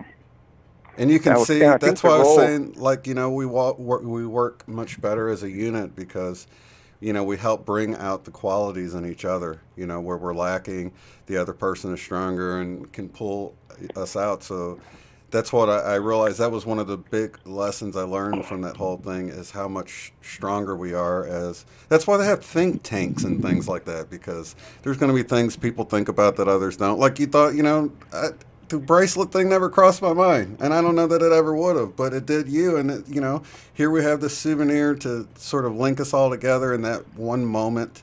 And then but I thought of recording it, so we got the moment of recording it, and so we got to preserve that moment in history. Dan had the great camera. And, I was like, I played the clips and I was like, man, his camera's so much better than mine. I wish I had his camera the whole time. Look how smooth and movie like that looks. Right. But, we all brought our things to the table, and you can really see how, if we can get even a bigger group in together, it's only going to be better. Man. You know what I mean? It's only going to be better, Now, bro. I think, like, if we had a conference, now this is just me thinking outside the box, but just go with it here. All right. So if there was just a conference of everybody just that are, in their awakening, they know who they are and they're going through it, and we just come together, and who gives a shit? Who gets up there and speaks about something? You pick something that feels that is importance to tell. Just have somebody go up there, whether it's 15 or 45 minutes, doesn't matter, even if they have their stuff squared away. But you'd end up having just a different genre of people coming around. We kind of did there at the conference, but don't get me wrong. I mean, the Phoenix Lights, I enjoyed them. I did, but I like new age, newer stuff. Get us caught up. Like, there's so much stuff that's happening now that when we focus on something that's in the past, it's like, no, let's keep going. There's so much more. And these people who have these amazing stories that they should tell, or these experiences that maybe have a YouTube channel and they only got a few views. Yeah. And if they just had a chance to get out there and be around people where they could expose that and get that out, I just find it just an open, not in any kind of like, oh, we're going to have this speaker, that speaker. Right. All of us just got together and rented out a conference area. Oh, we yeah. just got together and everybody kind of do their own thing. Yeah. Totally. Yeah. You I can like tell that idea. there, we wanted to do the Q&A, and it was fun. I think we kind of left a little earlier, but it was good because we ended up meeting up with Allison and Cole. Yeah. And did that amazing journey out there to the, what was that place called? Boynton. Something Canyon. Boynton Canyon. Boynton Canyon. There it is. Yeah. That's it. Yeah. Even the rain, that didn't suck too bad, man. It was great. You playing your guitar, and man, I'm gonna have to get a guitar again. I've been. Oh, you need to. You should. Man, you that'd know be you cool would to love it. Oh, totally, man. I just miss it. I had when I had to get rid of it a while back, but yeah, I actually play 12 string, so we could we could really have some fun together. I think just sitting around a Oh yeah, man. campfire at something and just, dude, you feeling those Yes, chills sir. already? Man, I Yes, can already sir. feel I'm it, already there, sitting man. there playing with you, man. Oh I'm yeah, there, brother. Yeah. that'd And be that's kind of beautiful. like why I pulled it out, even though it was raining. It started raining on us, Yeah, and Allison was just in deep meditation. Man, she wasn't being budged by any noise, but I was just like, all right, I'm going to start playing, and I just started plucking away, and it was just really soft, and it just really moved me to play at that moment. And yeah, I'm glad that you felt that, and you yeah, can see that. And man, I hope it does inspire you to grab that old git fiddle and pick it up and play. definitely, man. It doesn't matter if you're strumming the string, just one string, and that's all you're strumming. You're grounding yourself into that music, and you're releasing it into that sound. And it's just such a beautiful way to connect with your higher self. Yeah, and you know what? I got a picture of this tree that was twisting around, and I didn't know it at the time, but that was signs of an energy vortex. So I was at this other place. I don't know if it was labeled as a vortex or whatever, but you could definitely see the tree was just spiraling around as it grew. And I'd seen in a video after that's, whenever there's trees and vortexes, they'll spiral as they're growing because the energies are spiraling. So I got that in the video, and for anybody who wants to see, it's on my Facebook page too. I uploaded the images, some images there that weren't in the video, so you can check that out. But that was cool, Dude, man.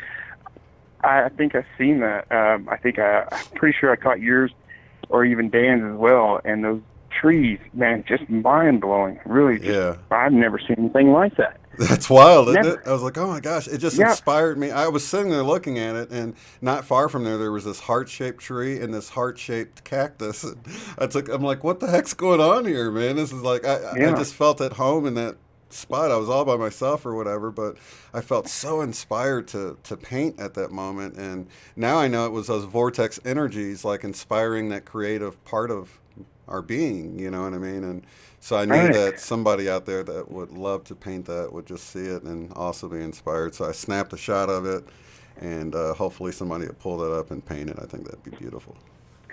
Well, what's crazy is when we left. I don't know if I even texted this to you because it was kind of embarrassing. I didn't know what was happening to me, but I get back in the car with Mitch, Cole, and Allison. We head back to the hotel, and we had to go back to my vehicle, but we're dropping Cole and Allison off first at the Marriott. And I was like, as soon as we started like pulling off, I was starting to already feel kind of just like nauseated, not really paying any attention to it. We get to the hotel, and before they even got out of the car, I had to bolt out and run into the hotel bathroom. I just started throwing up like crazy, to the point that I was in there for so long that Allison and Cole just went up to their room. And then I called them. They came back down, said goodbye, and I get back in the car with Mitch. We go to drop me off at the hotel to get my truck, and I had to jump back out and start chugging up the rest of it. And I didn't eat anything but like a vegetarian meal that earlier that day, Mm-hmm. that salad that we had, and it wasn't nothing. So I don't know what it was. And then Mitch was telling me, he said, bro, that was just being in the vortex, all that shit just stirring up in you. That's still in you, and you're just throwing it up. Because after I threw up, I felt like $1 million, and then, we talked for a couple hours. But that came over me pretty bad, and that actually happened. What was weird about that was the second night in the road, because when we went to the spaceship rock and did the connecting, when we were in that meditation circle, you can ask Dan. Nobody else was around. We were the last two walking up. And I had to tell Dan, I was like, hold on, bro, I think I'm about to get sick. And I had to get over there, and I'm like starting to gag. He's like, "You all right, man?" I'm like, "Yeah, hold on," And I gutted it down, but that was twice that happened to me, man. And that, I'm usually pretty good. I vomit free since '93 thing, man. I don't ever really get sick, so That's wild. I Yeah, don't it's know like what the that was. energies were like purging something or something. There you go. That's Yeah. purging. That's the word I was looking for. Yeah, he said it would purge something out of me, and I think spending that extra day made it come true, and then just something magical happened. So it was the trip of a lifetime. I mean, for 33 years I've been here on this planet, and not once have I ever experienced anything like meeting you guys, the energy there, the conference was awesome, but it really felt like the conference was just a way to get us there. But Yeah. the meaning of being there was to be with us. Just you, Dan, Teresa, Lauren, Allison, Cole, Mitch, just that group. But we really came together, man. It really was awesome. Yeah, it was, man. A moment I'll never forget. And I'm already Never. wanting to make plans to try to do it again. So. You know it. You know it, man. Well, I'm going to get off here, brother. All right, brother. I love you, man. You have a good one. I love you too, man. I'm so glad that I got to call in, man. If you guys, your fans, whoever said call in, I ended up getting a text to call in. So I'm glad I did because I feel so good at you. Oh, man, it's awesome to hear your voice, man. Flying, man. Yeah, I can't stop smiling right now. I'm Yeah, so me happy. too. Yeah, same way with hearing Frank's voice, and it's just all taking me back to the time we had together. So, and Yes. definitely, Lauren, she's saying she's gonna share, and we're all gonna get together, guys. So make sure that you pay attention to the notifications, and I will definitely send out a tweet, and it'll be hopefully this weekend, tomorrow or Sunday. We will all get together and do a panel. So. Oh, that would be so perfect. What a great idea. What a great idea. Well, I love you all, man. All your fans, all those who are listening. Lauren, it's good that you got me to push me to do this. See, I wasn't going to do anything like that, but, that's what we're here together doing. We are all pushing each other's in the areas that we feel like we lack in. Definitely, and that's what's buddy. so great about all of you. You made me feel so comfortable talking to you. I was kind of nervous, but, it's like I was right back there talking to you when we met up in Albuquerque. Yeah, man, It's it's just boom. that's what it's like, Instant. man. And everybody here is just like everybody on the Rock that night. So I mean, it's easy, So cool, man. Well, this was a blessing, and I love all you guys. I love you, man, and you take care. I'm sending so much love and light to you and your family and to all those out there. I love you guys. You too, buddy. Have a good one. All right, brother. Take care. Later. Bye. Awesome. Man, it was good to hear from Kara. I can't wait for us to all get together and do this panel discussion. And you can see our faces. That would be awesome. Let me get Carrie's name off the screen here. I'm doing everything from one screen, so it's like I got all these tabs open. It's hard to keep up. But anyway, excuse me. It is getting kind of late. I have to get off of here for... because as you know, my office is in my room and my wife's got to work early in the morning. So I don't want to keep her up longer than she wants to be. But we will definitely be back tomorrow night for the 8 at 8. I'm going to show, I got some orb pictures that some people sent me that are awesome. So I'm going to send, or I don't know if it's really an orb or more of an apparition or whatever you call it. It's sort of a misty something. Or rather, I don't know. But I got that. I got these, I don't know if they're UFOs or whatever, that Sandy sent me these pictures. She was on the plane ride to Sedona to the event and captured some stuff out the window that it's awesome. So I'm going to show those tomorrow night. I know that Eileen will want me to share that on the program. And so I'm looking forward to tomorrow night. And I don't know, we might get together tomorrow afternoon for the panel or Sunday sometime. Really not sure. Yeah. Let the wife work. I put more hours in than she does. Thank you so much, Etsuko. Lots of love to you. And we will see you guys in the next one. Lots of love and light to everyone.